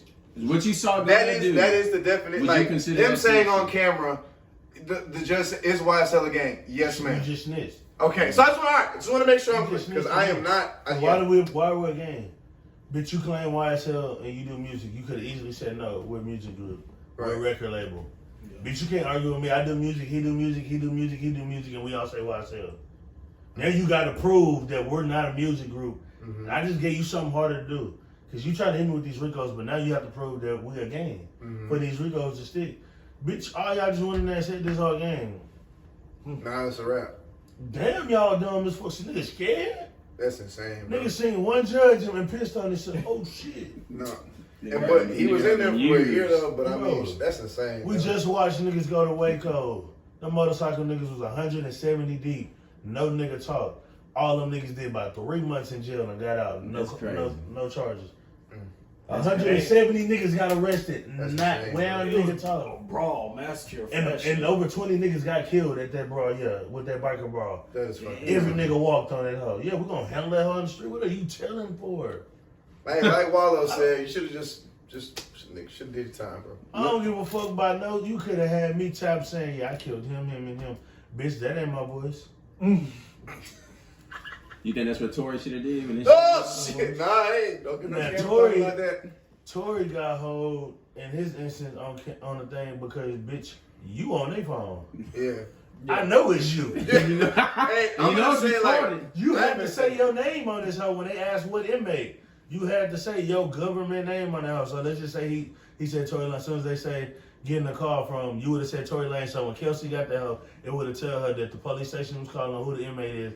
And then when they said the name, it would have been whatever name you just said. Bitch, I know it was you. I gave you the phone. I put you at the phone at that time. Bitch, I know it was you talking. You can't beat that. But bitch, if I'm on this hoe, how you know that's me? Somebody stole my cell phone. No way. Niggas' phones get stolen all the time. I left that hoe at the basketball court.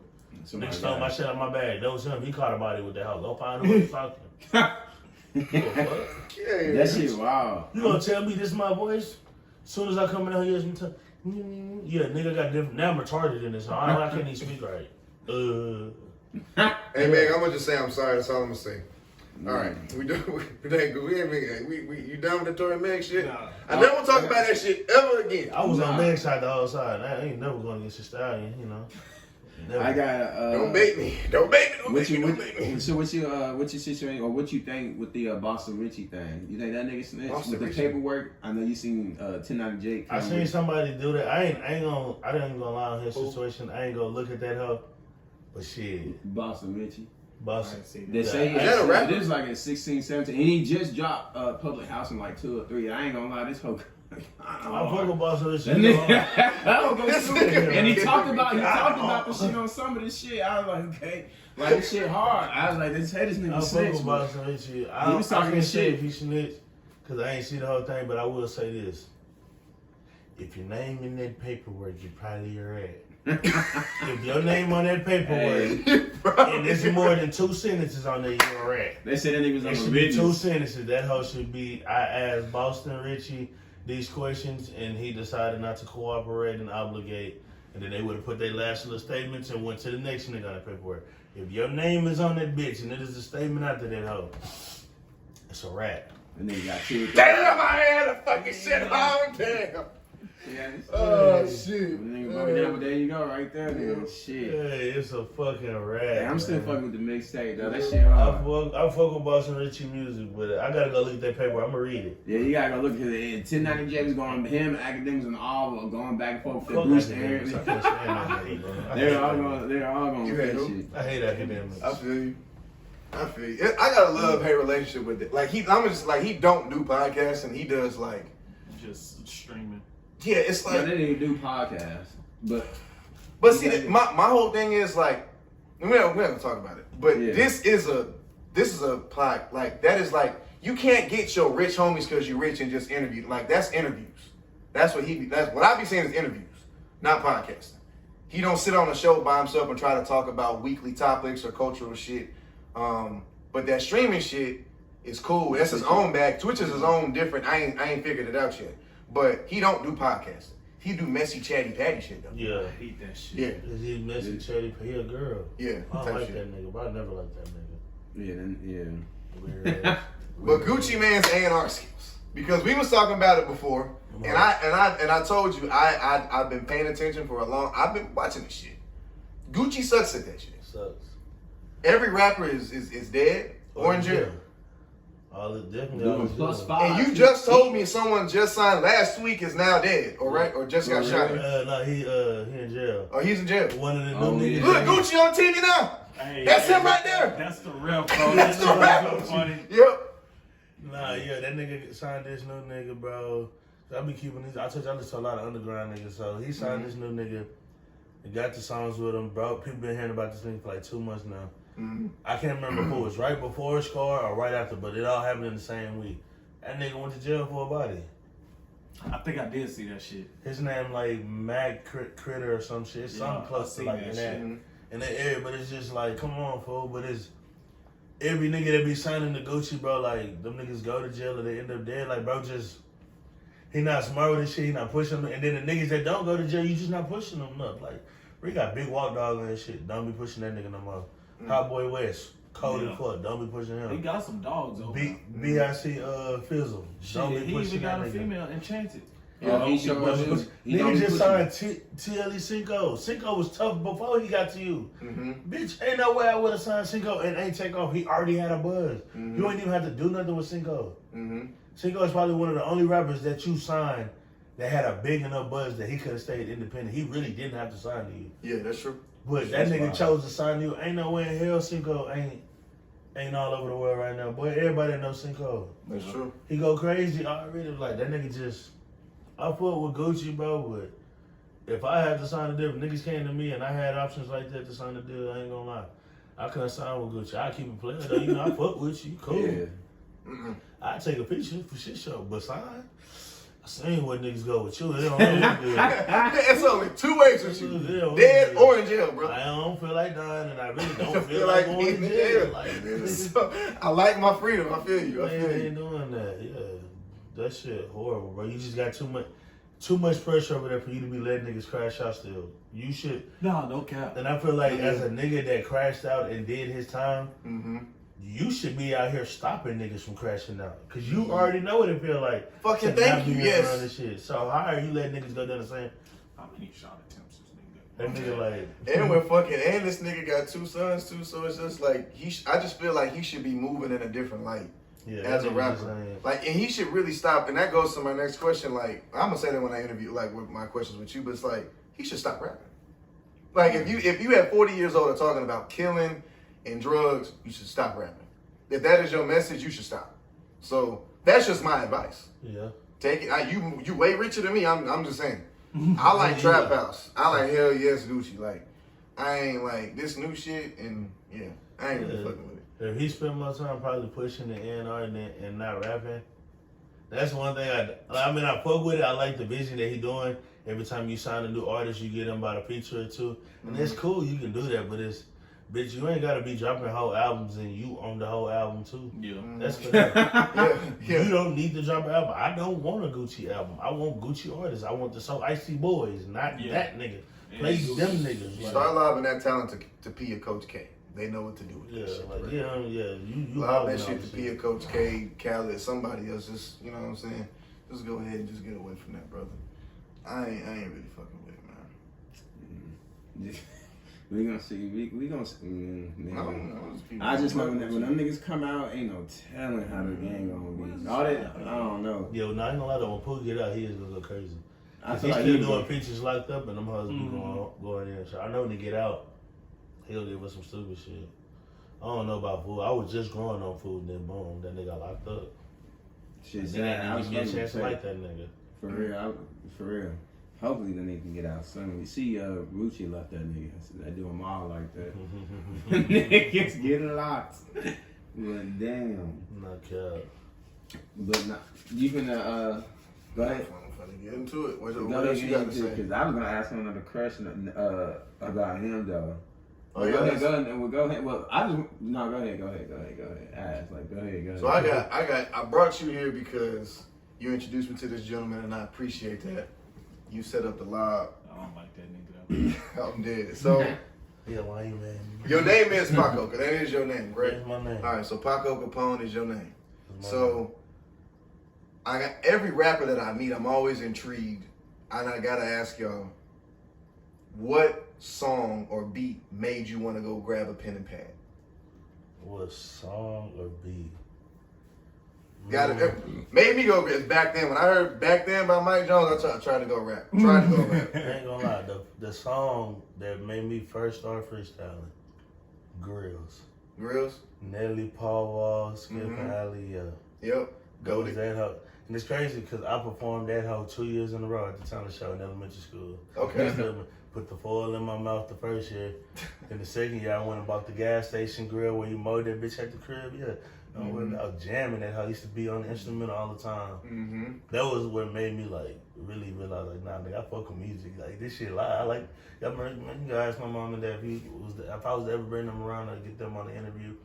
You can ask somebody still I was a kid. I'm gonna grow up. I'm gonna get tatted as fuck, and I'm gonna get a grill. Mm-hmm. Grew up, tatted as fuck, got a grill. There you go. Stood There on you that go. shit.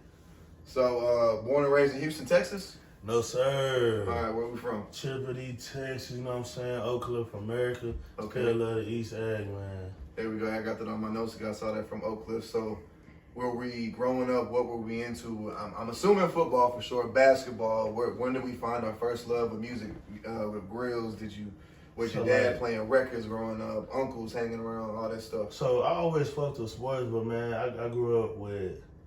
So my pops side of the family, they from the D, bro. My whole family just all over the D.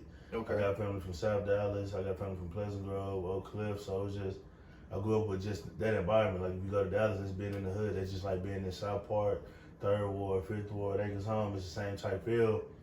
And then I got my T lady, even though she in the D, her real side of the family, like where she grew up at, that hoe is in Kentucky, but it's called Hopkinsville, but they call that hoe Hoptown.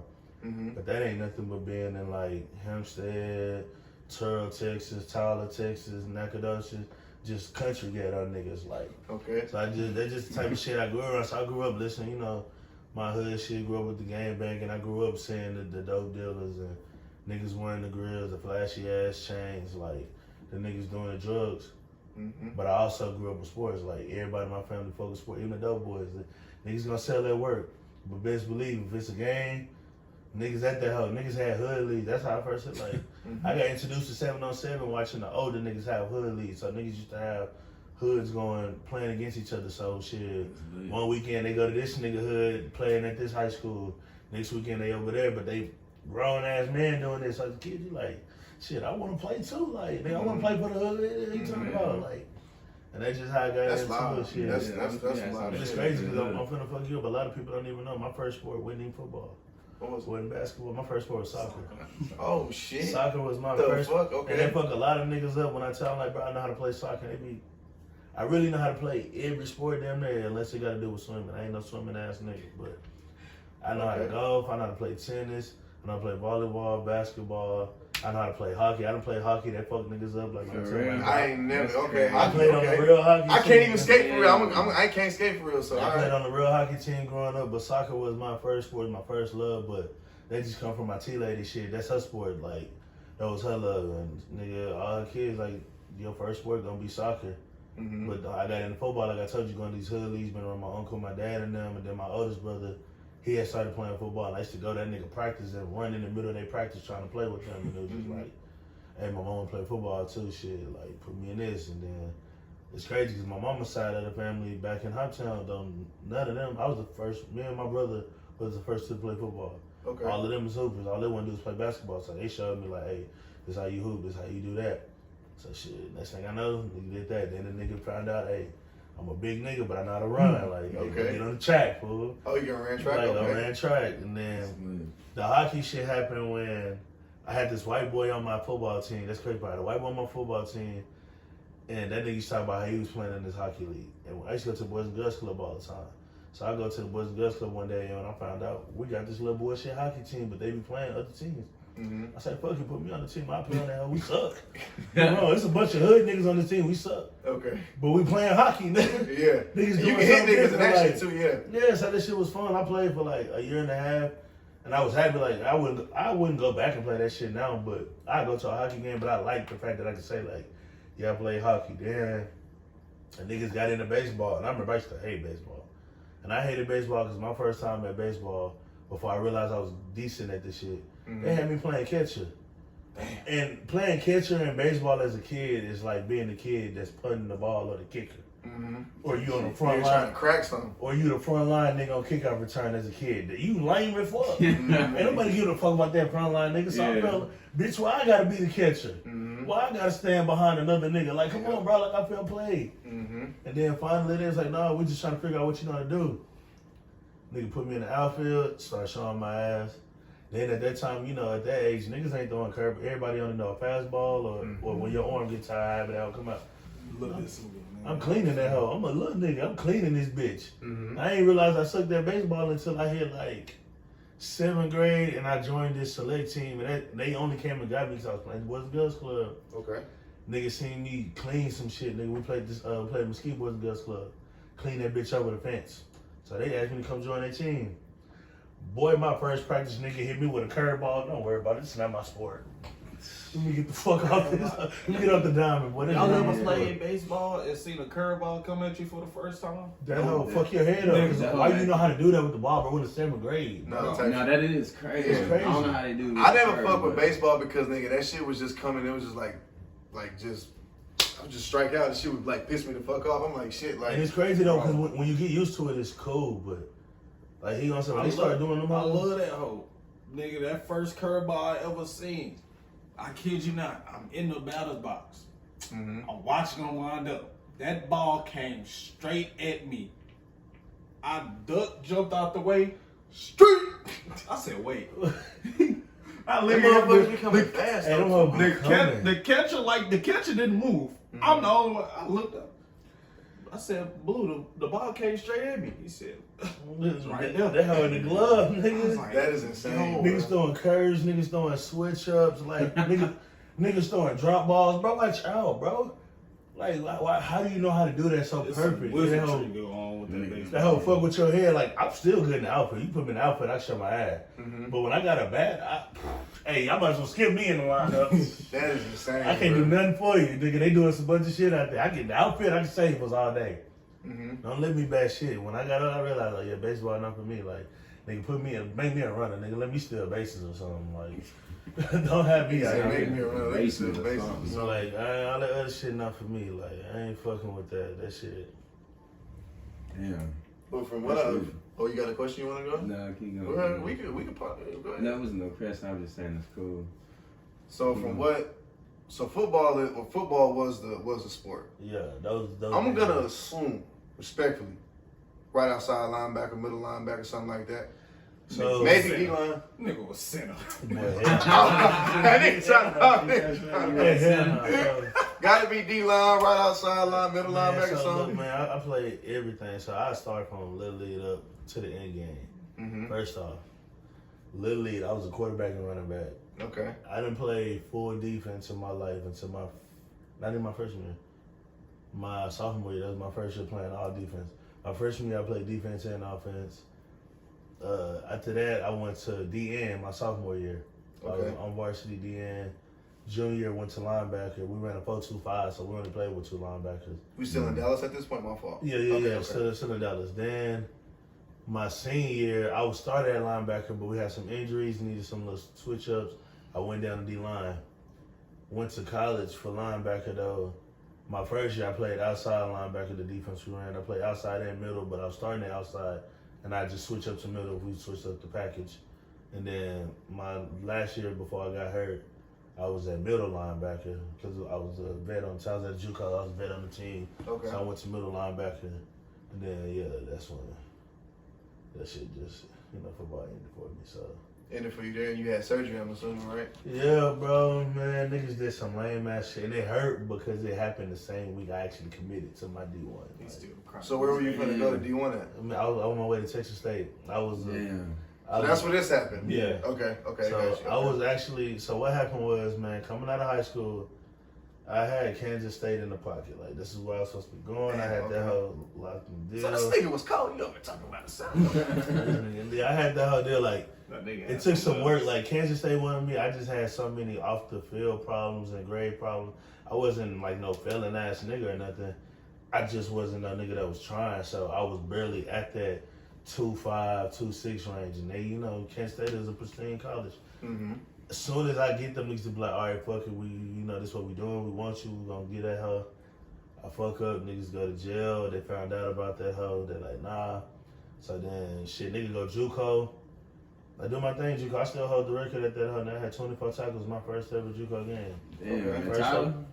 No, I went to JUCO in California. So, yeah, that's why I ain't gonna lie. In the California football, okay, nobody say Texas football is the best football. And I went and proved that shit in JUCO. I went and proved that them niggas was not, that shit was too easy, bro. That's crazy. I felt like I was still playing high school football in college. My team sucked, don't get me wrong, we sucked. I won't lie to you. Mm-hmm. We sucked like it wasn't nothing, bro. We sucked ass. Horribly. Trash. Basuda.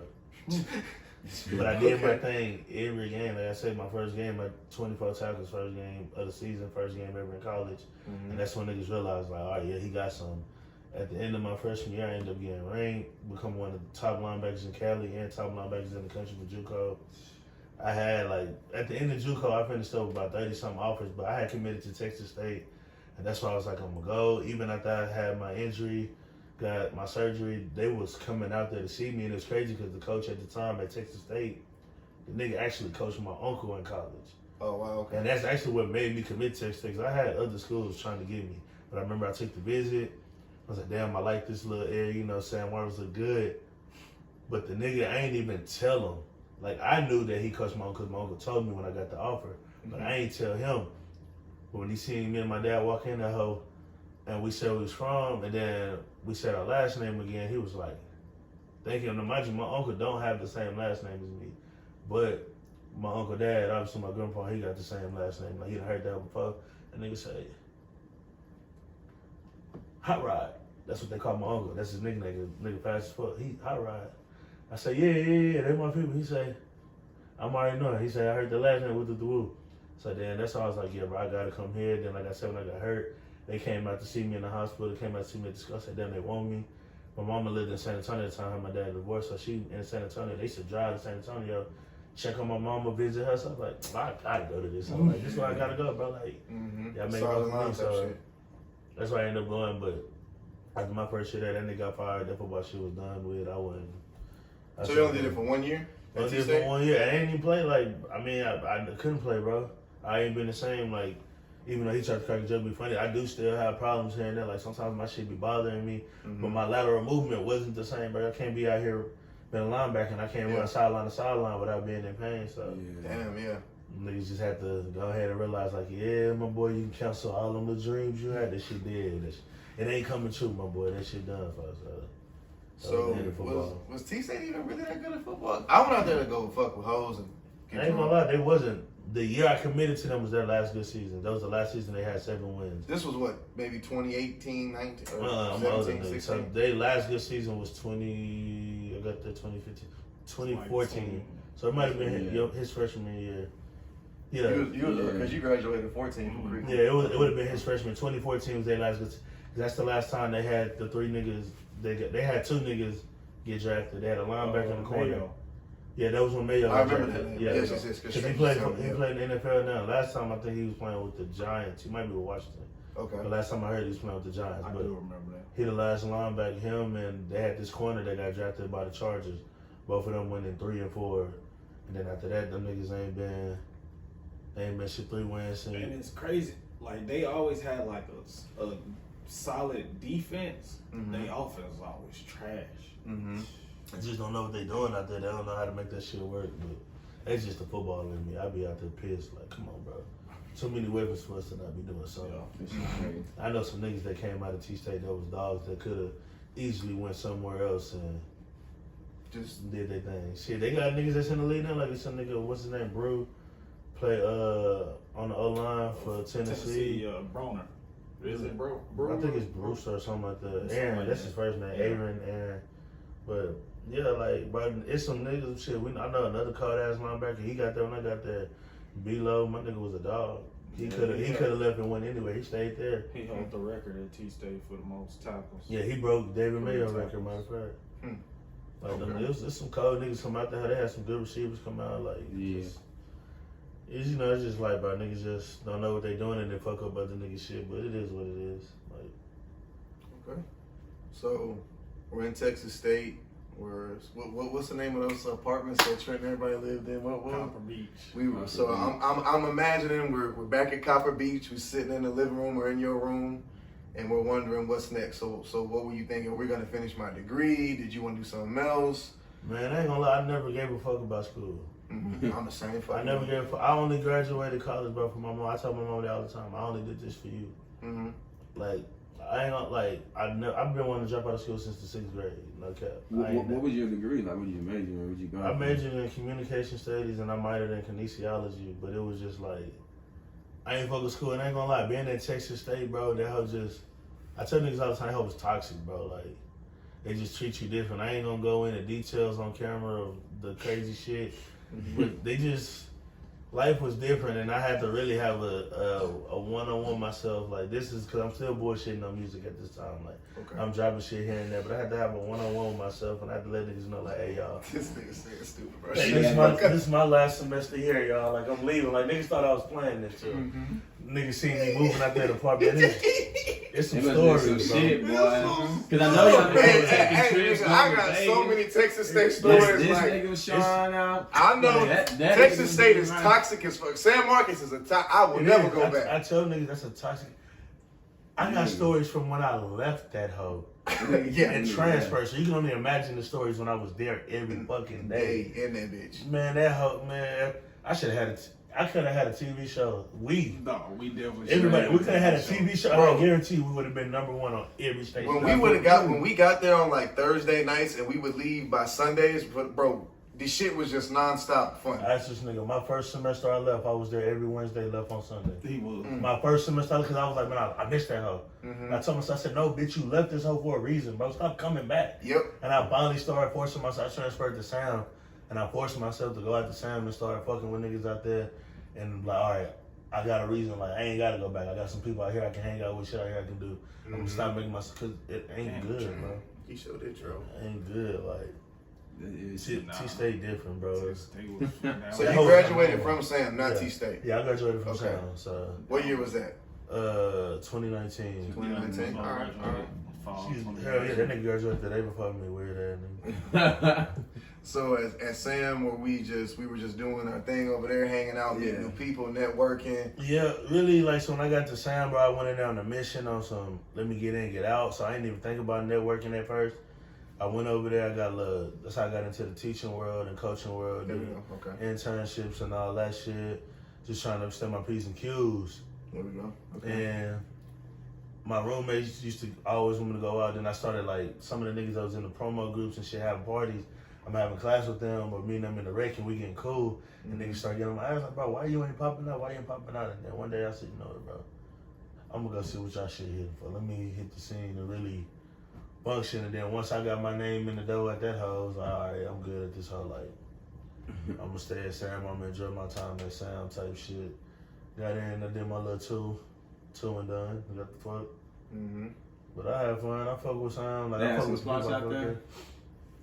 I had a little jumping spot. Man, they didn't have shit out there. Niggas had to make that hoe work. You made it what it was. Yeah. Sam was, if you hung out with people that was having fun, you was gonna have fun. Type shit. But if you hung out with boring ass niggas, that boredom was gonna hit your ass. Boredom was gonna hit your ass. No cap. You just had to be around the right people, and I think I looked up, like, I got my way in the black community out there. You know, every college got a white side, black side. Got myself on the black side. I found some niggas I fuck with. I felt with some real ass niggas. We had mutual peoples. Like, I had niggas I met in the D. We knew mutual niggas from the D. Had niggas I met from Houston. We knew mutual niggas from Houston. And I just started hanging out with them niggas like that. And I was like, yeah, I fuck with this hoe. So I have fun. It wasn't the same as Texas State, but it was like similar. Yeah. But it'll never, ever, I ain't never been nowhere as toxic as Texas State ever in my life. Not Texas State. You can smell it, hoe, when you, as soon as you get into San Marcos, it just smells toxic. Like, they be teach your nose like that. Weed, alcohol, light-skinned women. That's where I stopped fucking with light-skinned women. I left light-skinned women in San Marcos. I left them there. Never going back. Now look, I want to know where we get into music, because here I have, like, your first song was recorded in the 8th grade. We kind of skimmed over that. So, like, where like, what was that? My first song. Yeah. I did my notes now. I did my notes, nigga. I did my notes. I take this podcast. You niggas don't do what I do. You don't, hey, no. So first song, it was recorded. Do you remember what your first line was? Can you give it to me? The first song in the 8th grade, I cannot remember. But I know you went on MySpace and found that. That's the only way you're getting that. I did my homework, brother. That's the only way you're getting it, because I still go and find them hoes sometimes on MySpace. You be having written bars and shit from back then? You were writing shit? Man, I wasn't even writing, bro. So I'm going to tell y'all, bro. This is how out the mud niggas was getting it in 8th grade, nigga. We used to be in 8th grade, and this was before niggas was having laptops. This is when you had that big ass computer, that fat back. Niggas had that hoe, but you knew back then on the computers they had a record part, but it only record for a minute. Yep. Nigga, we used to put the microphone right there.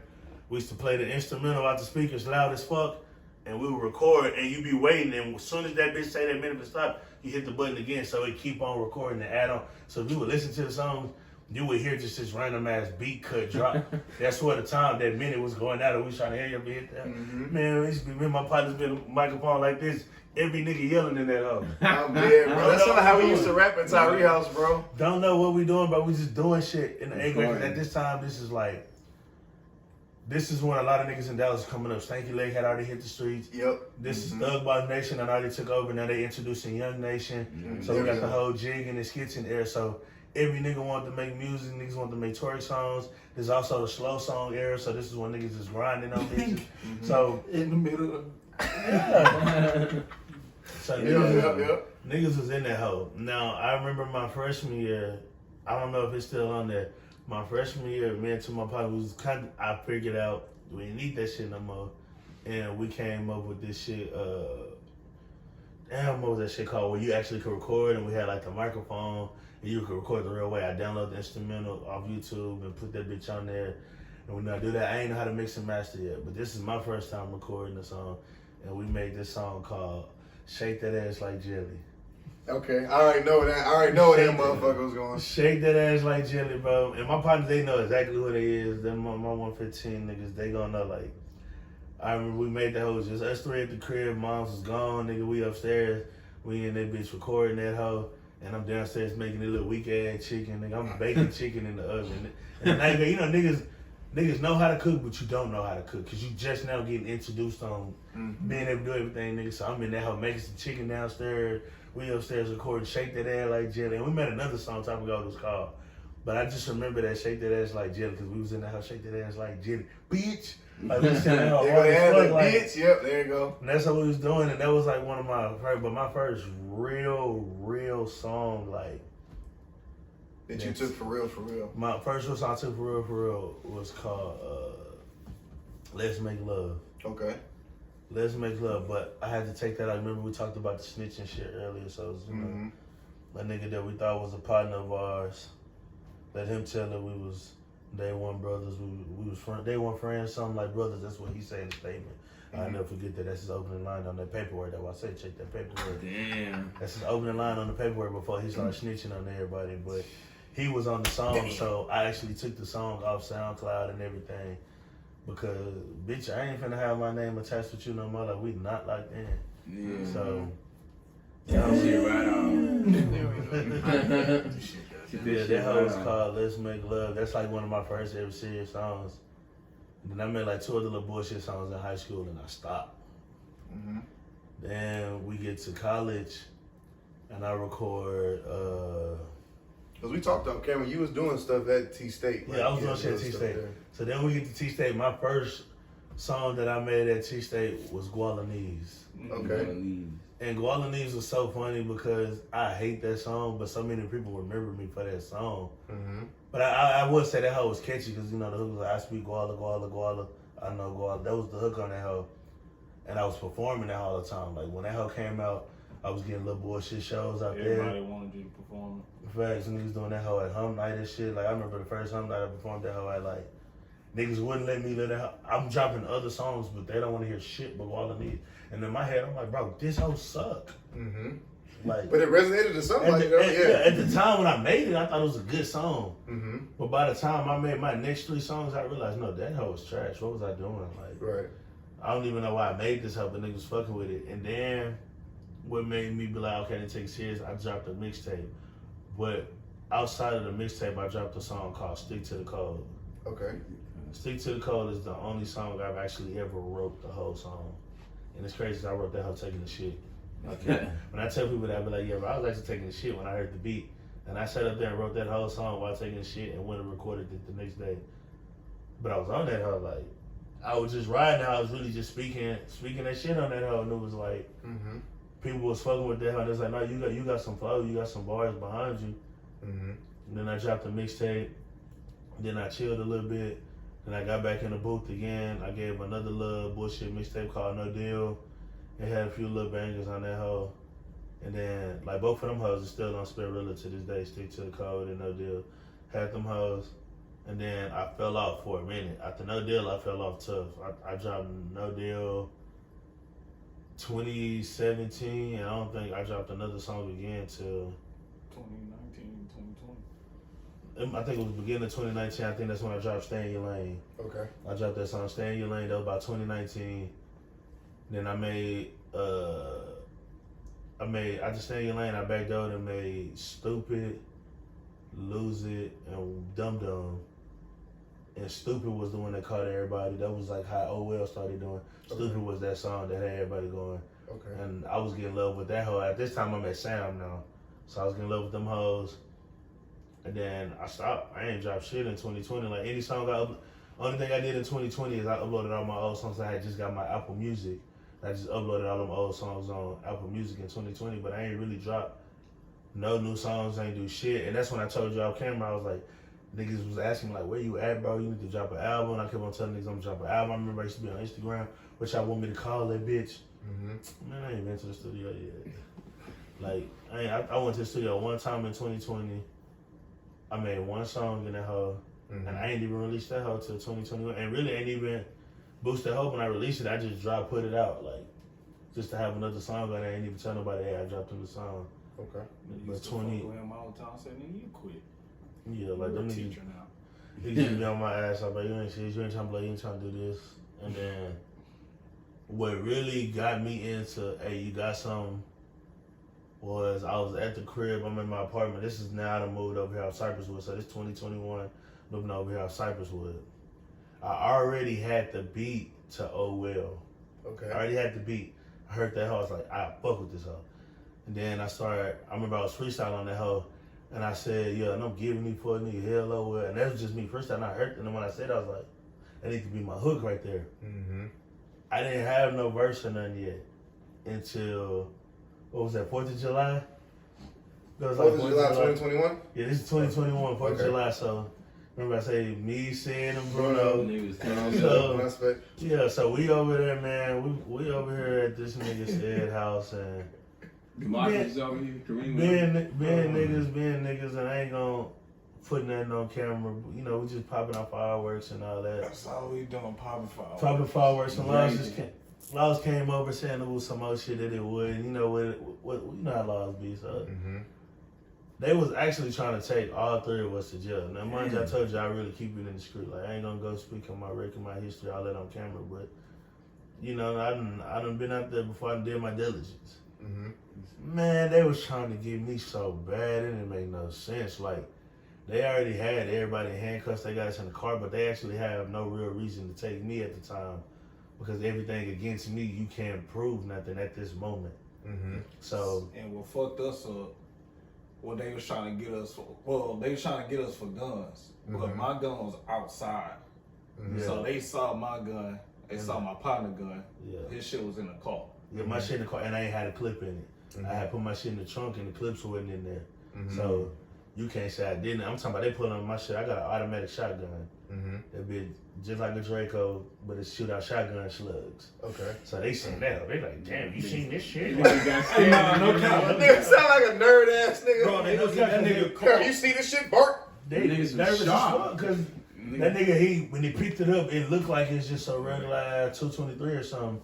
When you take that clip out and you see that bitch shoot out shotgun slugs, he looked at that bitch. Yeah, that's all I had. Y'all come look at this.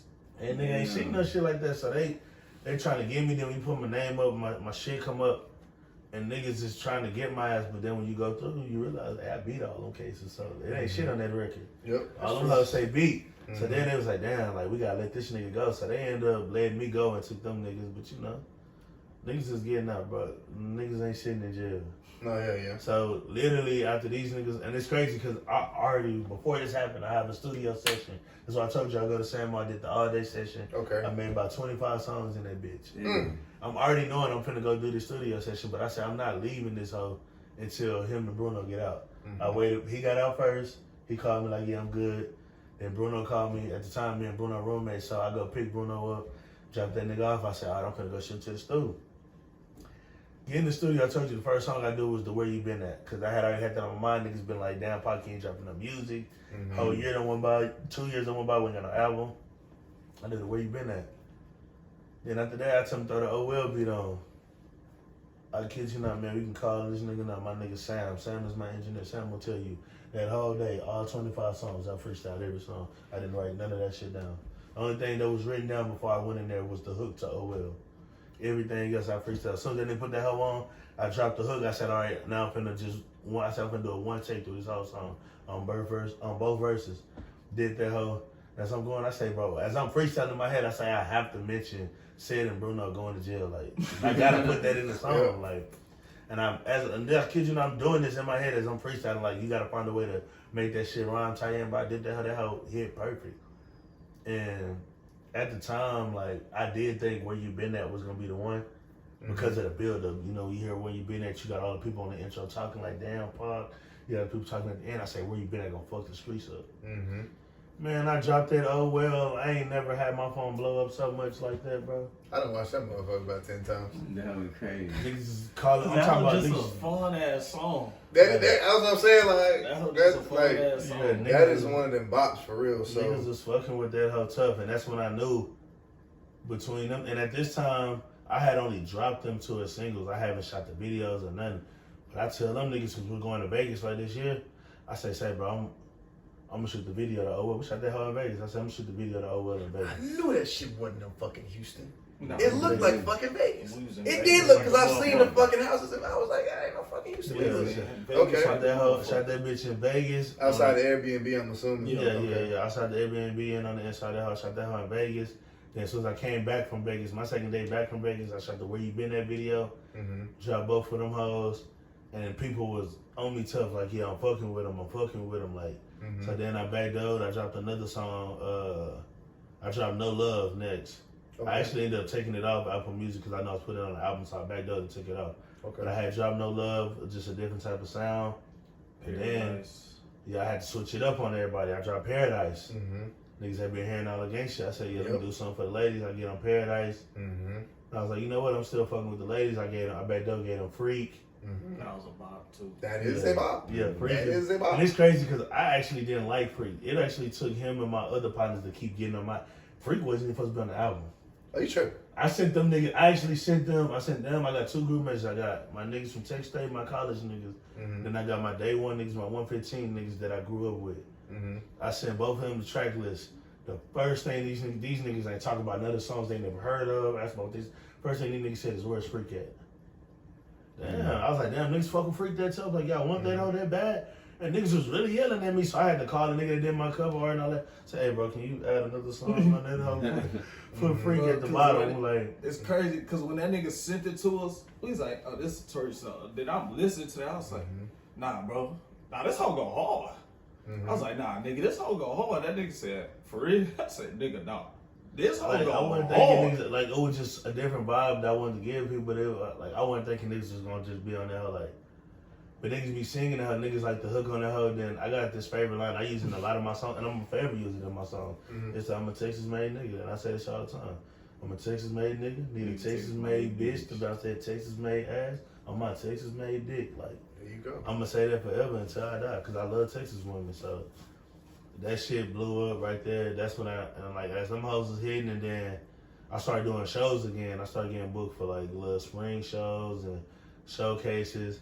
I started popping out to like little bars and shit, and I would know the nigga DJing, and it's cool because I know you, but they playing that hoe in there, but I can see like niggas that don't even know, like, hey, the nigga that made that song right here behind you, you don't even know that's my song, but I'm looking at your head bobbing as if you've heard this bitch a million times. Probably your first time, that's when I was like, yeah, let me go ahead and stop. I'm assuming as an artist, like, you never want to miss, like that moment probably had to be dope, like, these niggas have no idea who I am. Like that moment that Drake had in the car and the girl was like, yo, who is this? And like he was like, yo, that's me type shit. Like I mean, that's a dope moment for an artist. Yeah, it is, because you never know. And I've been around in that situation a few times. Like I've actually been chilling with some people and somebody that throw my song on their phone. And you can ask him, every time they play my song, I'll be like, hey, cut that shit out. Like, yeah, I like people to listen to my shit, but sometimes it do be weird. Yeah. When everybody playing your song, because then you like, fuck, everybody sitting there like, like everybody sitting there. That's a good plug to have. That's a good plug to have. I fuck with it. Like I fuck with him. I fuck with it because him and his cousins don't let me make it. Every time I come around, they want me to perform. They gonna play a song, even and I fuck with it. Be fucking with him now. Yeah, like I fuck with it because it shows the support. Right. But it's just also just crazy because it's like, I know that y'all are playing, but low key, y'all all have a song that I made that you actually like by me.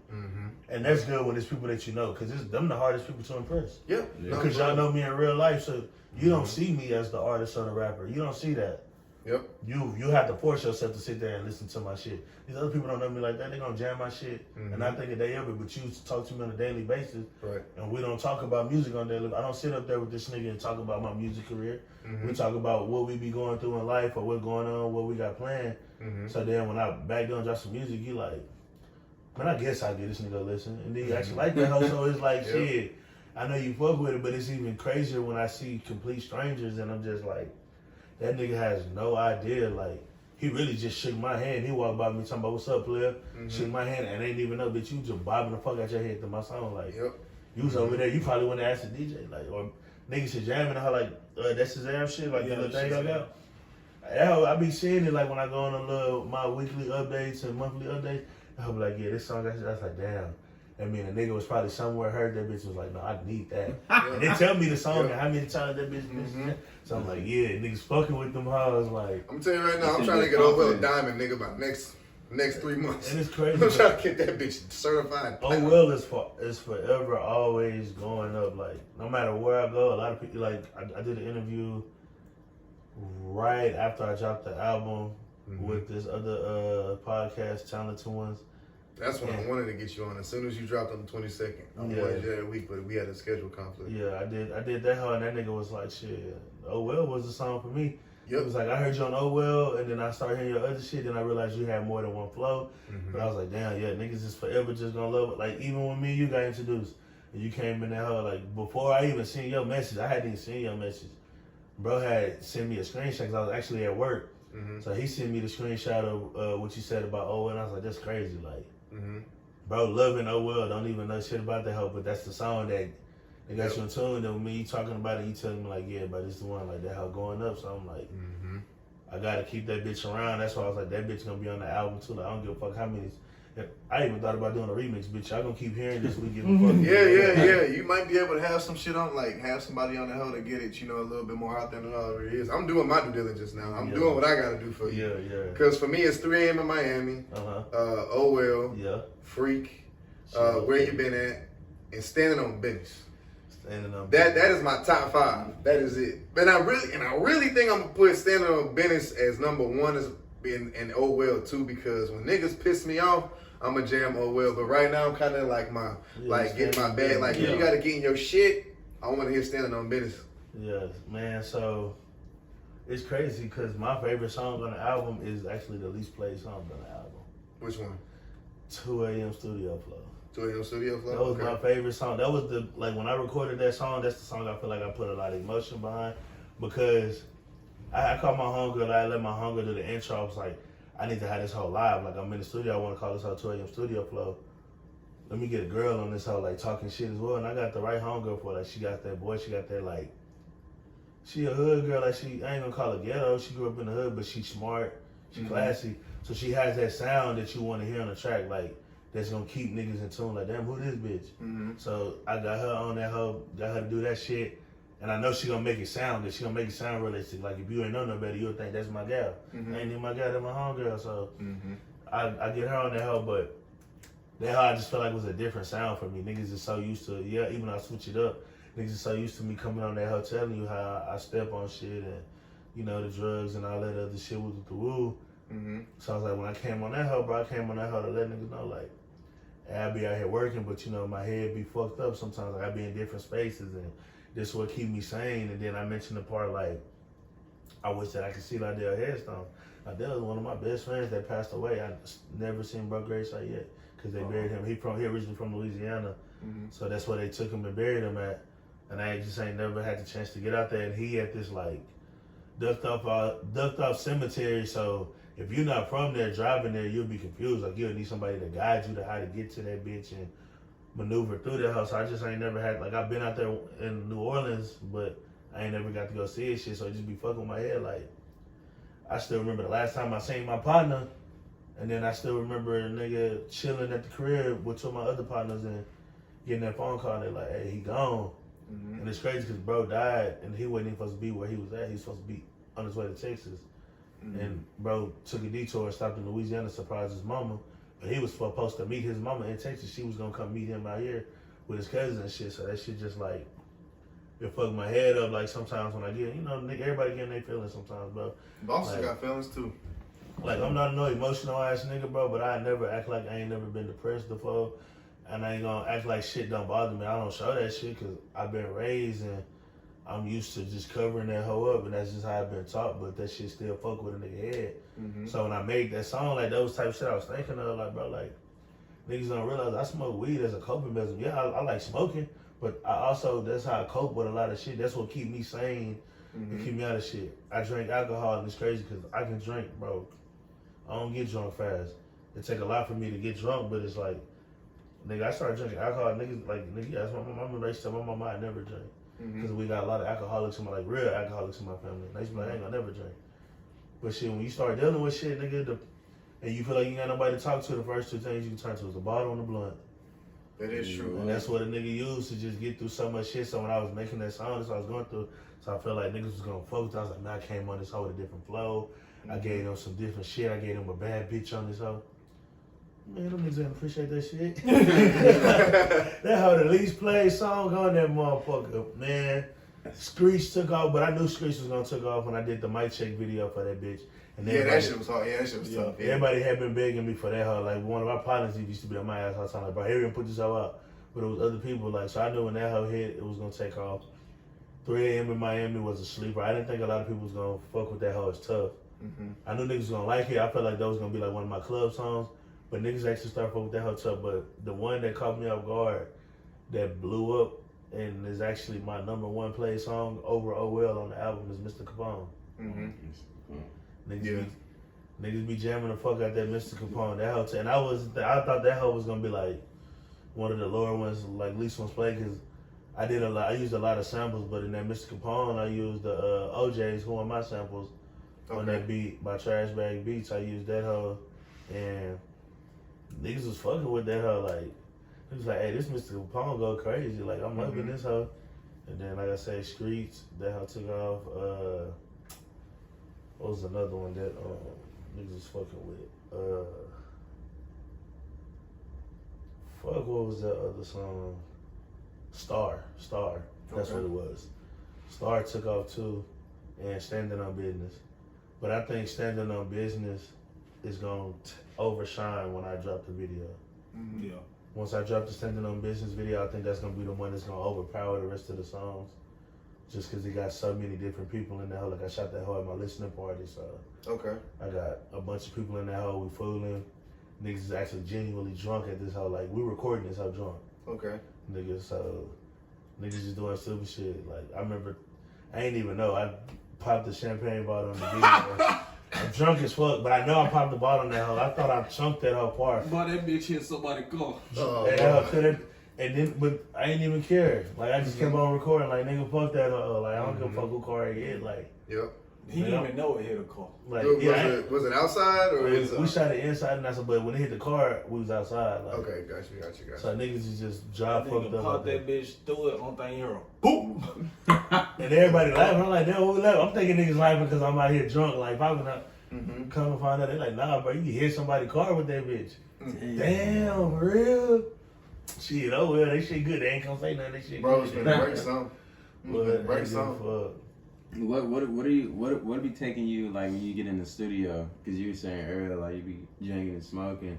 Is that like and you when you made that song like because the nigga put all his all into an emotion and shit. So like what would you say get you going in the studio? You know niggas be having their vices and shit. Yeah. Like what gets you started and shit? So shit, me bro. Now that I know like this is what I want to do, it's easy to get there. But what get me started about the smoke.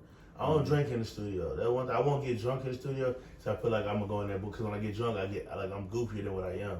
So I get in there playing around. I feel like I won't take it serious. But I can smoke and still be serious.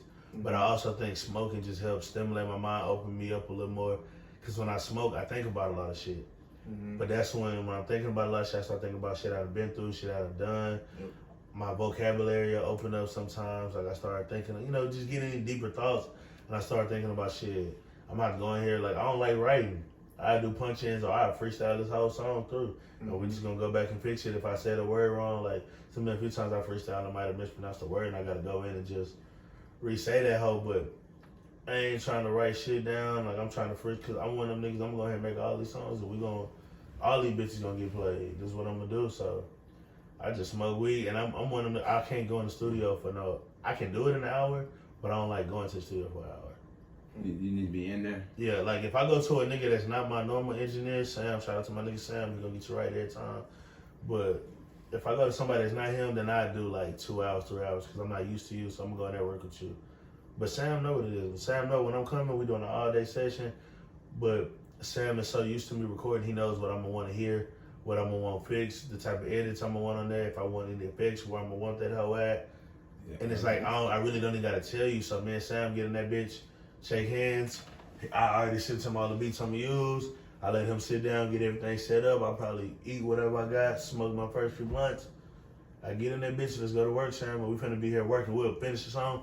All right, pull this beat up. As he pulling that hoe up, I'm listening to that bitch. Boom. As soon as he tell me he ready, all right, well, I'm ready too. Let's go. Punch this hoe in. We finna work. And it just make it easy, like. And I think that's gonna be my only thing I'm gonna have to adjust to being a rapper is fucking with other engineers, like. Cause I'm not gonna always have Sam, but best believe if I blow up and get famous, Sam, bitch, I'm stealing your ass. I was gonna say like you can travel, you can pay him a fee, he can be traveling. Yeah, that's what I'm saying. Like I'm gonna need that nigga a few times. Like, hey, Sam, you have to meet me out here, bitch. I need your skills this time. But like, yeah, that shit just different. But fucking with him, like, he made that shit easy. Like I started fucking with him. My first song I recorded with him was "Stay in Your Lane." And since then, I've been fucking with that nigga, and you can see the involvement in both of us. You can tell the difference in his engineering skills and how much better he's getting. The Stay in Your Lanes was good quality. But if you hear Stay in Your Lane all the way to these last few songs on the album, you can tell there's a major difference in his shit. And then even with me, and then just both of us with our music is. Like I mentioned in another interview, how I don't just listen to rap music. I listen to other music because I steal pieces. How did you make this song good? What made me keep listening to this song? And then him hearing different artists, he know what makes shit good. He know what niggas want to hear. He know what effects belong where and how to switch up the voices. If just I need auto-tune, if you need to be in the phone booth, if I need to make your voice deeper on this part, if I need to throw a little reverb and echo on this part, like, and that's why that shit just go hand in hand. Like, that nigga just make that shit perfect for a nigga. So it's easy to go in the house, smoke them blunts, I'm ready to go. I got chemistry. It's a whole lot of shit that really go into that shit when you sit back. Especially coming in and everything, all the shit you saying. Facts. Oh, I had another question I was gonna ask you, but damn, nigga, when you in there, so like, you don't be writing nothing. So like, when you post, like, this is what I want to ask you. When you get your beats, like, You just get them off of YouTube. You have a whole thing, and then like when you come up with the shit, like how do you even start off? But it's really a 2-part question. So like where you pull from your beats, like how you told them earlier, like keep that shit going. You pull up a beat that you like. Where you be finding your shit at? So usually I already have my shit before you get there. I be finding my shit on YouTube. There ain't too many just producers that I'm locked in with where I've actually had them send me the shit. I just go on YouTube and I just find the ones that's free for profit, free use like that. Just make sure I read just read the bio, bro. Read what they saying about the beat, like what you can use it for. And if that hoe one of them free ones like that, I'll go listen to the hoe. But I'm gonna take a beat based off when I hear that hoe, can I freestyle to this hoe right now? So when I start listening to beat, and my favorite place to listen to beats is in the car, it'll tell you I stay on the road. So Nigga, ain't no right now we can get done with the interview. I'll drive to Dallas and be back before I gotta go to work. That shit don't bother me. Nigga, that's crazy. That shit don't bother me. Like I stay on the road, but when I'm on the road and if I'm not on the phone, bro, what I'm gonna do is I'm get on YouTube and I just listen to beats and I'm a freestyle. And if I freestyle and I like how it was coming on that hoe, I say that bitch. Bro, this nigga drive like he got a gas card, bro. Hey, I That's be crazy. on the road. Hey, when some I'm they low, like the bro. road. They like the road now. So when you be hearing shit, so like when how do you save your bars and shit? Because I know you be on the road, like you said. Don't even save them hoes. You don't even save them. I'm So like about when you to- come I'm up about with to- something, like you be freestyling, like And damn, it this pisses shit me be off because hard. sometimes I do freestyle the whole song and I be like, oh, that'd be a badass song. Forgot that hoe, but I remember that beat. It's cool. I make another song. I like that beat that much. I make another song to that hoe, like, and I do that now. Sometimes like how Oh Well was, if it's something like that's just so catchy, I need that hoe. Then when I save the beat, I save that one little part with it, and I remember the words that I had said and make sure I incorporate at least that bar as either the hook or try to throw that hoe in my freestyle again. I do something like that, but I ain't never just took no beat and sat there outside to stick to the code and just wrote a whole fucking song like that, bro. It might be one bar max, but after that, I'm just listening to this hoe. I like it, boom, say that hoe. When I got my studio session, I let Sam know, hey, I know he emailed you about 30 beats. We're gonna pull them bitches up one by one as we go. And I'm gonna just make that bitch work from there, like. Damn. That's I'm telling you, I'm so glad that I tried to rap and I sucked at it. I couldn't do that shit. I couldn't do that shit. Hey, no cap. Sometimes I be feeling like that stuff, bro. Because even when I be freestyling, sometimes I done caught myself repeating shit, and I be like, bro, you said the same thing the last freestyle. Like, I'm gonna tell you right now, you don't suck. I played my shit. That little bitch broke my heart. I had no reason to rap. I thought I wanted to be Drake. I had no reason to try to rap. Niggas just got out there. So let me ask you this. So Bruno's your manager. You the rapper. Yeah. Is the goal? Do we wanna get with a label and get a deal? If so, what if I'm you? What does someone have to do to get me to sign on the dotted line with the with a deal? Def Jam. You got Interscope, Atlantic. Shit right here. We already know you not. We not letting you sign the Gucci. Not letting you sign the Gucci, cause we need you here and out of jail. So. Said it once and I said it again. They ain't signing no deals if I'm coming with no M's. That's the first thing. You come with the M's, you got my attention. Okay. I'm not signing no 360. You come with a 360, I'm not signing that. But it really just take for me to, I gotta trust you to even want to sit down with you. You gotta come with them M's. And then it just depends on what you talking about on that whole, what type of deal and all that shit. It's the in and outs. But is that the goal? Honestly, that's not the goal. I actually don't care about signing because it's a lot of independent artists that do well. I have to ask, I'm very curious because, like, do niggas want to stay independent? Do you want label help with, like, marketing? Do you want to sign with a label? Like that Empire shit. Right, exactly. I would always take that on there, too. Yeah, I would always take the help from a label. I always take the help. Would I prefer to be independent and do a distribution deal? Yes. There we go. Now, why do I say that? Because once I start making money for the shit like that, you make more money independent. My tours, my shows, they come to me. They come to you. Now, I decide on how my manager and my team get paid. But when it comes to that label, yeah, I'm gonna get paid some of that shit, but I still. You still got to pay them. They want still got to pay the label. 40%. See, you got niggas like him. They be doing niggas dirty in them deals, nigga. There's some incentives. Like, damn, you want 40. Nigga, like, you want 40, so I get 60, but damn, I gotta get him 10, him 5. They say, bitch, you getting 10% yourself. I'm saying. That's why it looks like it is better to stay independent and just like like I said, I wouldn't have a problem signing if they come with the right deal, and I don't want no advance. Don't tell me you need advance. Because you're gonna stay in the red. You're gonna stay in the red. I need my signing bonus. My signing bonus got to be in the M's. Mm-hmm. Wait, do rappers get signing bonus? Yeah. They do? Yeah, they I thought that was just like sport. I didn't know rappers got 500K. signing They bonus. got 500K in cash for you. And this might be like, I know y'all might laugh, but it's like a serious, like, rappers don't get like dental plans, health care, like. Well, you could. It depends on how your label is. It just all depends on your label. Okay. They might have some shit set up because you do got some labels that might have a deal with a dentistry type shit. Mm-hmm. So all their artists go there type shit. Yeah, and y'all get paid, and that's how y'all used to promote. Like, nigga, we come use y'all make money off us, and you give us the hookup on shit. Because we tell the niggas that we want cheap. Everybody want cheap like my label type shit. Gotcha. Okay. So you got shit like that. Like, it just, like I said, that all just depends on your label. It's not. Yeah. It's rare though, but yeah. But niggas ain't getting all that. Like, but you got enough money. I don't need that shit. That's true. What I need hair care from you for, bitch. I'm making this. No, I'm just always wondering, guys. I know, like with the 9-to-5 jobs that like niggas be at now, like they come with 401k. Like I just because we need that, bitch. Yeah, you need that shit. If you making M's, I'm assuming like we sign a Spotify deal with a podcast, you sign your rap deal, like motherfucker, you.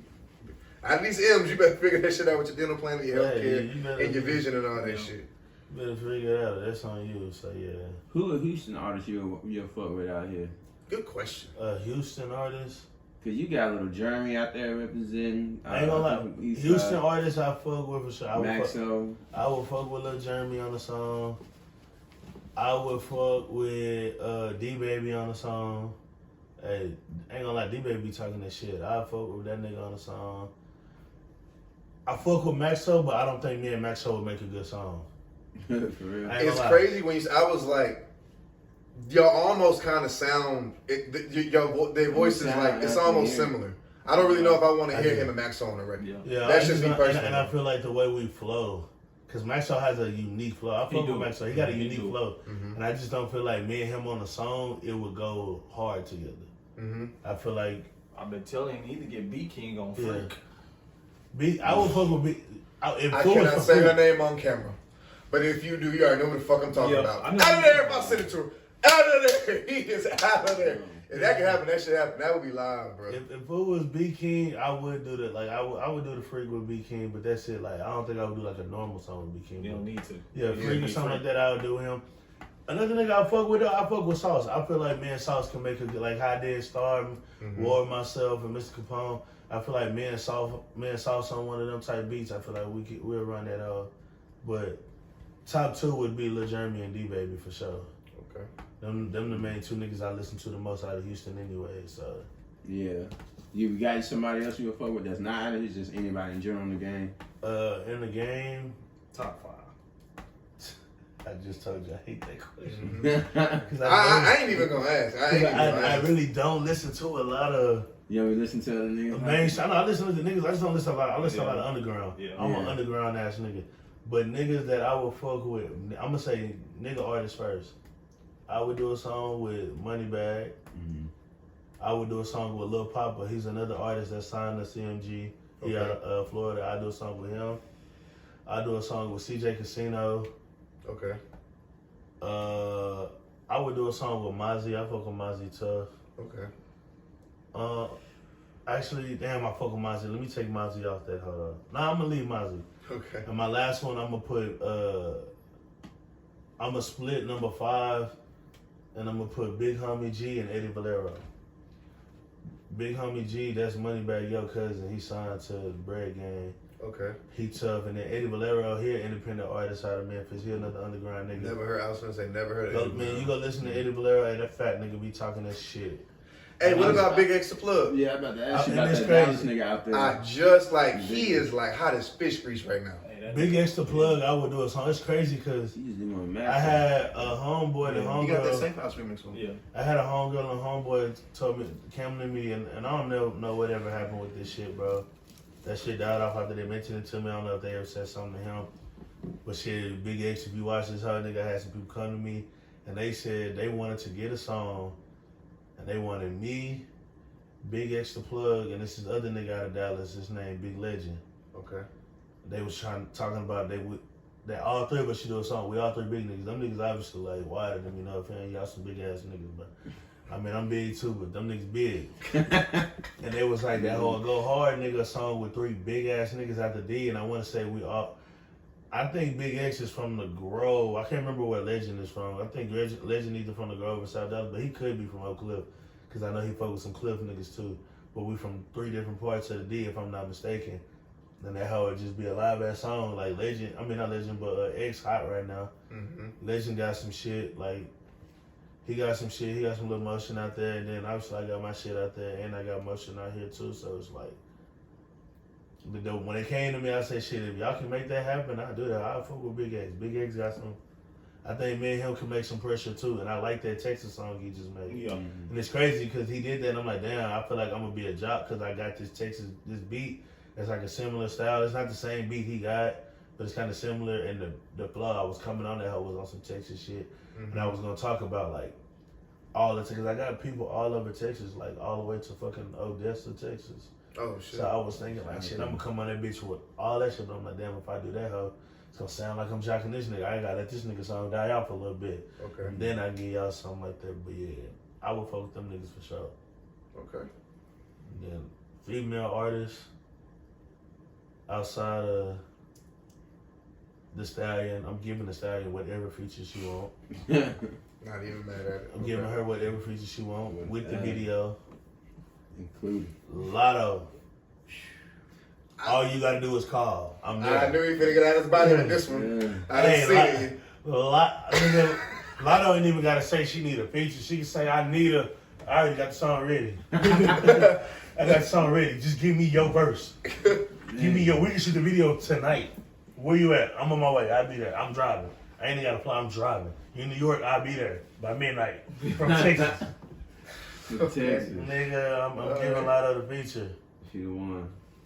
After them two, the next one I'm giving the feature to, Big Glow. I'm about to come in. Hey, Gorilla! On the game. Nigga, Glow getting a feature out of me with Elva. But nigga, she scares the shit out of me. If she tell me sit down, she tell me sit down with that back with it, I'm gonna sit down. I swear to God, I'm gonna sit down. Yes, ma'am. Yes, ma'am. What you said? My bad, mom. What you said? You want that fish fried right now? I got you. I knew Glow went crazy when she had me in there jamming "Fuck Nigga Free." I be in there remixing the hoe when she be for real. That's like, fuck nigga free. I be like, fuck bitch free. And when she be like hanging out the window with her ratchet ass friend, I be hanging out the window with my ratchet ass friend. Yeah, I be like, yeah, bitch, say that shit. Yeah. Like, nigga, you got me in this hoe remixing your song, bitch. I know you go hard. Yeah, tough as fuck. That shit that she put out with Winnie, man, is hilarious. Yeah, nigga, Big Glow. You know, fucking with Glow. Mm-hmm. She get the feature. Another one that be fucking niggas up, you know, after Lotto. My baby Chloe. Whatever love song she want to do, I'm on that. If she Chloe Bailey. Oh, sorry. Like Chloe Bailey. Okay. Nigga, if she even want me to remix Have Mercy, I'm on that bitch. I'm on that bitch. He on that hoe. Okay. On that hoe. Then my last artist I give a feature to. You know what? This fucked me up too, because I didn't even listen to her like that at first. I give Rico Nasty a feature, bro. Rico. I've been hearing that name more and more. Yeah, I'm gonna give it a try. I'm gonna give it a spin. I'm gonna try it. I was so against her. She is very different, bro. She is very different. Is that the emo looking rap? Okay. But I actually took the time out to listen to her, and I'm like, bitch, you actually hard. Mm-hmm. You look throw it off in the head, but who not? Yeah. You hard. You hard. I fuck with. I feel like I say she would make me be diverse because I like telling nigga I'm not a rapper, bro. I'm an artist. Right. I would get on anything. Now I make a country song, nigga. If I need, niggas lucky I don't know how to play a banjo. I heard you say the country music is like people's R&B, and that is the most truthful shit I've ever heard. Sweet home Texas, got me on that bitch. Right. That's why I fuck with Rico, but yeah, they're my top 5 female artists I do a feature with for shit show. Like, it's just that's a solid group of 5. But Chloe and I said Chloe, Lotto and Chloe. Mm-hmm. What they be saying, I'm weak in the knees, not getting up. What Juicy say? Not doing that, man. Ain't getting up, man. I'm weak in the knees. One of the funniest niggas in America right now. Hey, bro. So I hate even like having to say this, but I almost would just be stupid to just not say it. You do know that being a rapper is the most dangerous job in fucking America right now. It is, bro, but you know what's crazy? Being black is the most dangerous job in America, too. I've been black all my life. That too. I've been, the same shit rappers deal with, I've been dealing with all my life. I come up Oh, I thought you were talking about me. I don't get that shit all the time. Motherfuckers be like, nigga, you are not black. You are Puerto Rican. No, I Like, Kind of black nigga named Paco. I'm mixed, bro, but I'm more black, bro. I'm more nigga than wetback, so don't listen to this nigga. Just rappers are passing away and transitioning at a high rate. But it's crazy, Pills, bro. gun violence, rest in peace, Takeoff, an accidental gunfire, like wrong place, wrong time. This is the only reason why it don't bother me when people say it, bro, because I be like, niggas die like that without being rappers. We just don't talk about it. Yeah. They changed snatch. I know a bunch of niggas that's just regular dope boys with a chain that got his shit snatched and shot in public. Mm-hmm. We ain't put that nigga on the internet. That's true. We ain't yell at his girl for posting shit. Mm-hmm. But we mad at the rappers, you know what I'm saying? They just niggas just point that out for being. Mo3 ain't the first nigga to go fuck a bitch in the op hood and get caught. Yep. Takeoff, no disrespect, he ain't the first nigga to get accidentally shot. That's how my partner died. He got accidentally shot. Yeah. That shit, like, that shit normal, bro. So it's like, if I go in that house scared, some scared shit gonna happen. That's why, and it's crazy, bro.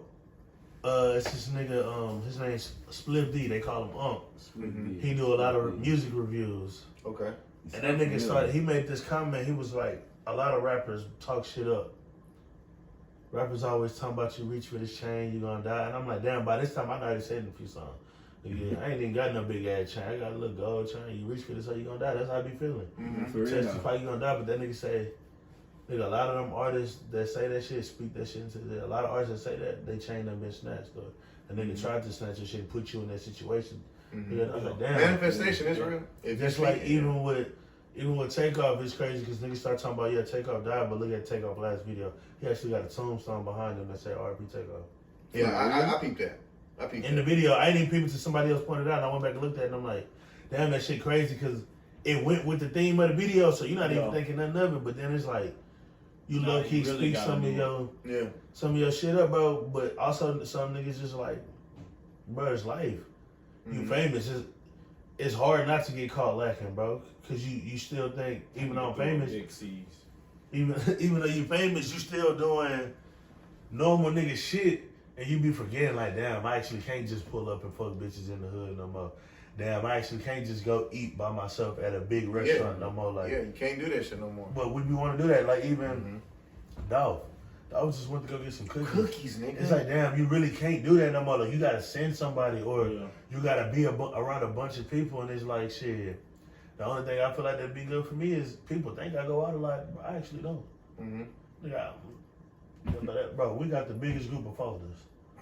Me and all my partners are folding this. We make plans and fold on them hoes. I feel you. I be waiting. This nigga been speaking about for a long time. I be begging like, bro, I just want to stay in the house right now. Yeah, I don't even ask this nigga. I'm big. Yeah, hey, niggas so off of inviting me out because niggas know like Ariel gonna stay in the corner. Like I'm gonna stay in here. Bro, niggas, we will be like, yeah, we doing this, we doing that. Talk about it all day. 10 o'clock, ain't nobody moved. Everybody the same spot. This is the fucked up part. I forget. Mm-hmm. And once I forget, shit, I'm staying in the house anyway. And sometimes when he forgets, you like, fuck, nigga, why you forget? Like, no, you want to go there, but then sometimes I'm like, shit, that nigga forgot, and I low-key didn't want to go. That's how it be. Nigga, low-key did my fault. I low-key didn't want to go any fucking way. Didn't want to, nigga be mad having shit at the house, like, damn, why I throw this shit? I want to kick everybody out. You realize it's only 11:30. They just got here. Niggas ain't even been here that long, so it's just like, I feel like with me, that shit wouldn't even bother me, like, cause I'm gonna be like, man, they ain't going out, nigga. Ain't no telling what niggas try to do. After this show, we going back home, nigga. I'm gonna rock this show and I'm finna leave. I'm not finna go nowhere. I can't bring my gun in no more. Like, I need my gun in that bitch, so nah, I ain't fucking with that. And the funniest part about it, like, if all of our partners go out, it's gonna hit a time where you all gonna look at each other. Somebody gonna reach for their keys and everybody just down. I'm out, man. Like, I'm out, dog. Niggas will legit go somewhere for 10 minutes and leave. I just came to show face. Hey, I swear we do that. Hey, ain't I nothing just wrong came to with show this face. shit. I'm gone. That bro. bitch start at 9 o'clock. We get there at 11. That whole end at 11:30. There you go. Right on time. I gave you what you wanted. You told me to come. You didn't say when. You said show up. I showed up, and now I'm gone. Showed up and gone. And I'm coming like this. Don't ask me to get dressed, bro. That's too much work. I can barely put on jeans and a hoodie. I barely put on joggers and a hoodie. Barely put my slides on. Really walked out the house and forgot I didn't have no socks on. I'm dead. Like, damn, let me go put my socks back on. Hoodies, I rarely wear an undershirt. Like, I have to remind myself, like, put an undershirt under your hoodie, bro. You might go somewhere tonight. Type shit. Like, niggas ain't down to do that shit. I ain't trying to. I gotta put clothes on. Niggas, I gotta put clothes on. Niggas get to asking, I really gotta put my clothes on? Yeah, put on socks too. Like, that's a lot of work down. Nigga, I bend over and shit. Nigga, what? I gotta do one left I do foot. everything lazy now. Nigga, I don't even put my pants on standing up no more. Nigga, I'm lazy. I be in the bed, bro. I'm really getting dressed. Nigga be pressed as fuck. Nigga, I'm really putting my jeans on. And it don't make it no better when it's one nigga that want to go and he takes him where I like, you right, bro. I'm on the way. Because I hate when I got to do that because I know my partner. So when I'm having something and I know they need to be there, I be like, bro, I know I got to blow these niggas' phone up. And I don't want to do this. But I have to tell these niggas 15 times in 3 hours. Where you at? Where you Get at? dressed. I have your location, bro. Leave the house. Why are you still home? I swear if I had your location, I'd be like, bro, leave the house, nigga, leave the house. You ain't left that cul-de-sac yet, nigga. But he talking, bro, this nigga listening party. I'm on the couch still in a bunny, laying down, watching TV. Niggas already got through 6 joints. No. This nigga said, fuck it around. Listen to this nigga though. This nigga said, bro, you just around the corner. That hoe only like 15 minutes away. 15 minutes that you're not here. And it's true. Show up. On time. Be there. Like, damn, this is the only serious shit I do. Niggas know. This is the only serious shit I do. If you can't post with me on this, nigga, we ain't supposed to be at my wedding, nigga. We're supposed to be when I sign my deal, nigga. Nigga, I'm gonna be late to the wedding. Nah, that shit. He can't even be in the way. I can't trust him to be in the wedding. There you You go. better bro. tell, look, when we gotta do the pre-dress, hey, schedule me an hour early so I know. Cause if you tell me to be here at this time, I got you, bro. I'm gonna leave 30 minutes after that, then I'll be on. And that shit really bad though, cause people and I thought about it, I was like, bro, it ain't even just. I can't blame one nigga 'cause we Tyson, all shut do it that. up. We all do that. Like niggas legit to be like, yeah, we going here, and niggas don't leave the house till midnight. Why are we just? We should have stayed home. And then niggas get a call like, shit, I don't even know why we're leaving. And then it be sometimes we might turn around and go back, and sometimes we might fucking say, shit, we almost there. Let's just pull up. But it's like, nigga, why did we go? Nah. It's midnight. Yeah. Fuck that nigga midnight. I'm saying that. It's And y'all know in New York, the shit don't start until. Cause everything starts out here like what 3 a.m. I think everything in New York says open until 6 or 7. So like niggas be leaving New York, like they shit like the Ubers like 1, 2 a.m. That's when shit's nigga. I'm in the bed. Yeah. I am asleep. I am at home. I done smoked my joint. I'm outside. I'm outside with a hat, my boxes, and a muscle shirt on, smoking my joint with Tyson, chilling at 2 a.m. I'm not finna go party. I'm not finna just hop in the Uber at 2 a.m. I'm not doing it. Nah, niggas asleep. Unless I'm in Vegas, hell nah. And then I'm looking for the Whataburger. I ain't worried about none of that shit. Niggas just do dumbass shit, bro. For sure. We can talk about dumbass shit for days. But before we get out of here, I do want to plug, we didn't even talk about it, Global Boys. Is that still a thing? Yes or no?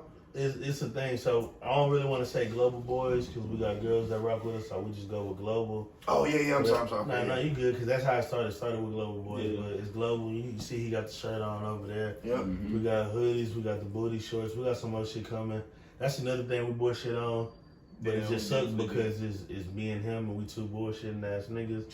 I thought it was the whole shit. I mean, it's the whole shit, but y'all like the main culprits we of that. We think about it, and then once we bring it up to everybody will be like, okay, But shit, we handle most of the shit, and they just we get their input on it, but we do the dirty work. Right, I'm gonna say that. Like, we'll do the dirty. So we'll do the watching film, and then we take it to the team.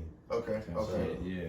So shit. clothing is t-shirts, women booty shorts. I even saw in the interview you trying to do like women pants and like trying to do it, man. I'm trying to get the whole nine. I want that hoe to be big, bro. Like Global is how this shit started, bro. Like a lot of people, like what helped start the seriousness behind it. That's what helped start it, and that's something I always push. Like even on some of my old songs, that whole boys global now, y'all global boys, real raw. Like that's some shit like niggas be on the road. Like he just told you, I get up on the road. Like I'm a global ass nigga. I ain't trying to just be in the same spot. I like to move around, get up and down the highway, nigga. Like I got people. I'm like, damn. This nigga only need 25 more points. Are you serious? And that nigga hooping. The hoe said 37-9. I thought in the interview it said that he was like 400 some points away last night. No, not what that shit Bro, just that showed. shit just said 25. Hey, double fact check that for me real quick. Yeah, what the fuck? But nah, that shit like I'm locked in Cali. I got niggas out in New Jersey and New York. I got niggas in Florida, Chicago. I got niggas in Tennessee, Mississippi, Atlanta. Like I really got. I got niggas up in fucking Washington and Oregon. So he must got 10 points. So you got. So he needs 10 more points. So you got that much going on. What do you see this shit going? These niggas 25. I'm just that stat was fucking. I just saw that shit fucked me up. Nah, yeah, what the fuck? I looked at that hoe too. Nah, you good.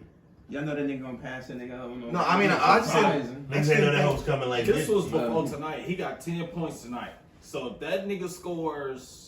And we just in the second quarter. Yeah. So if he dropped 40 tonight, he gonna have 38K. That is insane. Okay, and it's a home game. That's gonna be crazy. That is. You might as well do it. Try to go. Might as well. They're gonna try to stat that shit tonight. So global, did we hit everything? Global Boys is on the way. Yeah, I think he was asking me. My fault. What was you saying? Also, about the Christmas, nigga, I done got distracted. But I was gonna ask you. Go ahead and finish out because I'm gonna see if you're gonna ask him the question. Because I want to know, I know you, what's the next move coming? Because I know you got some more shit. So shit, the next like, what is the plan for the year or something like that? But like, what is the plan? Well, I guess give us what you can give us. Okay, so shit, my plan for the year, I'm trying to give niggas 3 more music videos that I'm going to drop. Yeah. Okay. Probably before the end of March. Okay. I got another video that'll probably be dropping here soon. And then I got 2 more after that that's gonna come, but I'm also still shooting videos. I got a couple more videos I'm finna shoot. I got a song that actually I recorded. It was originally supposed to go on the album, but I decided not to put it on the album, and I'm not gonna drop it as a single. I'm only gonna drop it as a video. So the only way you can be able to listen to that hoe, you gotta go on YouTube to listen to it. I'm gonna drop that hoe soon. I'm gonna give people an EP. I haven't decided when I'm gonna give the EP. But I gotta get another tape because Kapone way only gonna last for so long. Like, go again. This guy wanna go on break. This nigga. You got some nigga on. Nah, so I'm gonna do an EP. I'm gonna try to get that whole. I don't know. I'm thinking sometime like either in the summer or right when the summer ends. But it be because I have so many videos that's gonna be dropping, and I don't want my new tape and my videos to overlap with each other. So I just gotta plan that shit out. I'm doing interviews, obviously. I've been taking interviews now. I got another interview, actually, after this set up with somebody. So I'm doing more interviews, more podcasts, everything. Going up. If y'all haven't noticed, your favorite artists are... I'm trying to get the radio the fuck out of here. Like, niggas don't want to go to Hot 97. They don't want to go to, like, Ebro, shut the fuck up, get out the way. Niggas don't want to go talk to DJ Envy and Shark. Like... It's outdated. Yeah. Your favorite artists and your athletes and people in entertainment are coming to sit on couches to people's studios. So yeah. I love that you're doing that for sure. That's what I'm doing for shit show. I'm gonna start opening up my shit, doing shows for real. And I need to know that. I want to. Yeah, let me know. Yeah, I'm gonna get in. We'll be in attendance, man. Yeah, I'm gonna get back into doing shows and shit. Me and my manager have been in talk with that. I got 2 managers now. So Bruno is my manager. Then I have another one that I just brought on the team. I think she gonna help with the creative side of things. Okay. So once we have another sit down and we talk out our yearly goals and everything, I think this year gonna be productive. This year should make or break me, honestly. I feel like this would be the year. This is my time. Like right now I have it. I'm hot. Even on my Instagram, like I've been getting followers every day. My music going up, views going up. On average, before I dropped the tape, I was averaging about 1,000 to 1,500 views on my Instagram story on average. Mm-hmm. I'm damn near touching almost 2K now on my views. So I can tell that people starting to actually pay attention, and I can see the outside people like coming in like, who the fuck is this nigga? Like, where am I hearing this nigga from? And I think with me doing all these interviews and podcasts is helping out. We drop video. I've never been a consistent video or a dropper. Like, I've never consistently just been able to keep dropping. I always, do good, and then I just fall off and be like, man, fuck this shit. But I think with the plan I got now, it's gonna keep me consistent with dropping songs, keep me consistent with dropping videos, and that's what's gonna help keep building me up, nigga, till we take off out this bitch. All right. What's the biggest thing you think is going to be the key for you this year? Like you said, you want to be consistency and like that's how I'm I think it sounds like consistency. Yeah, consistency, but also I'm gonna say putting the face with the voice. Yeah. Okay. I don't push my shit. Like even when I go out to the clubs, I gotta do what Future and them niggas do. I gotta get in with these DJs. I gotta be giving them my music and play this shit. I don't be thinking about shit like that. So some money. Yep.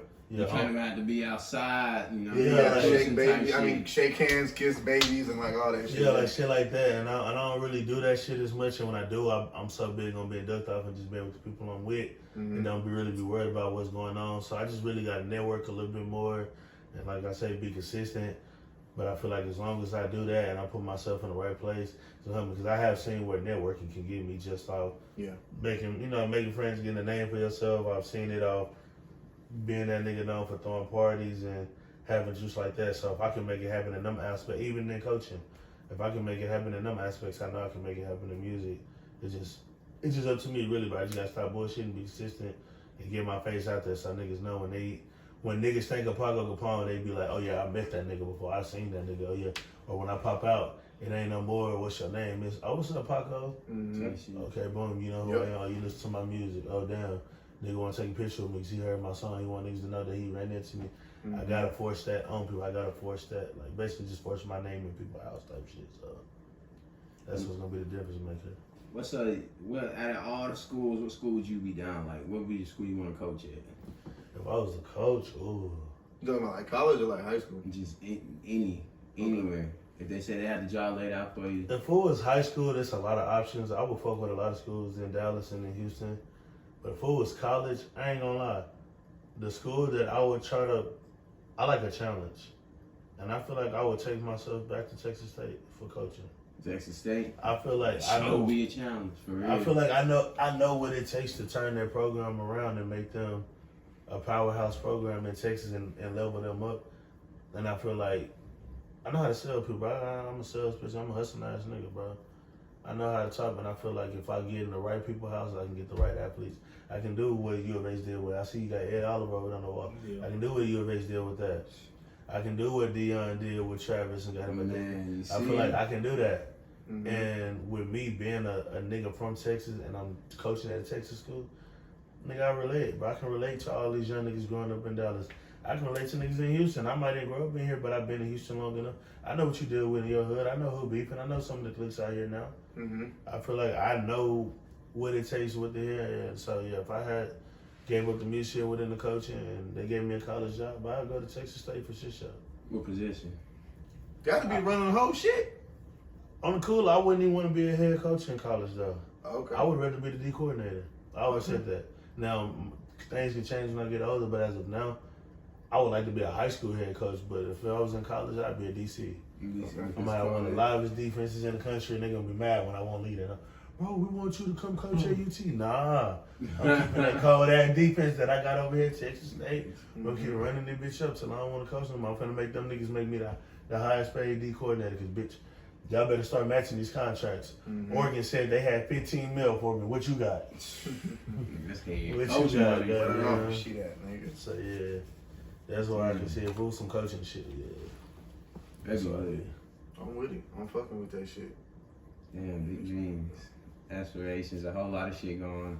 2023. Big 2023 plans. I think this year niggas is gonna go up. Niggas just finna go up, bro. Niggas don't even. The videos is going crazy. Like, I don't know if niggas seen the him video I dropped, that hoe. I haven't seen him all, yeah. I'm glad you dropping these videos, bro. That's why I be telling niggas, like, bro, like you said, you gotta put the picture, you gotta put the face out there, dog. And these videos, they're gonna come check. They see this nigga got all these videos and shit going on. Bro, that one of my favorite rappers now is TG, George Stone VG. That nigga dropped hella videos. And then, like, when I went back in church when I first got on, this nigga had videos from songs, I mean, like B-side songs, you know. Shit, like, you may fuck around the video for that song that you said nobody fuck with. Yeah, and niggas might fuck with that hoe after they see the video. Yeah, they see the video type shit. And that's what I'm saying. I'm like, damn near the whole Capone wave probably gonna have a video.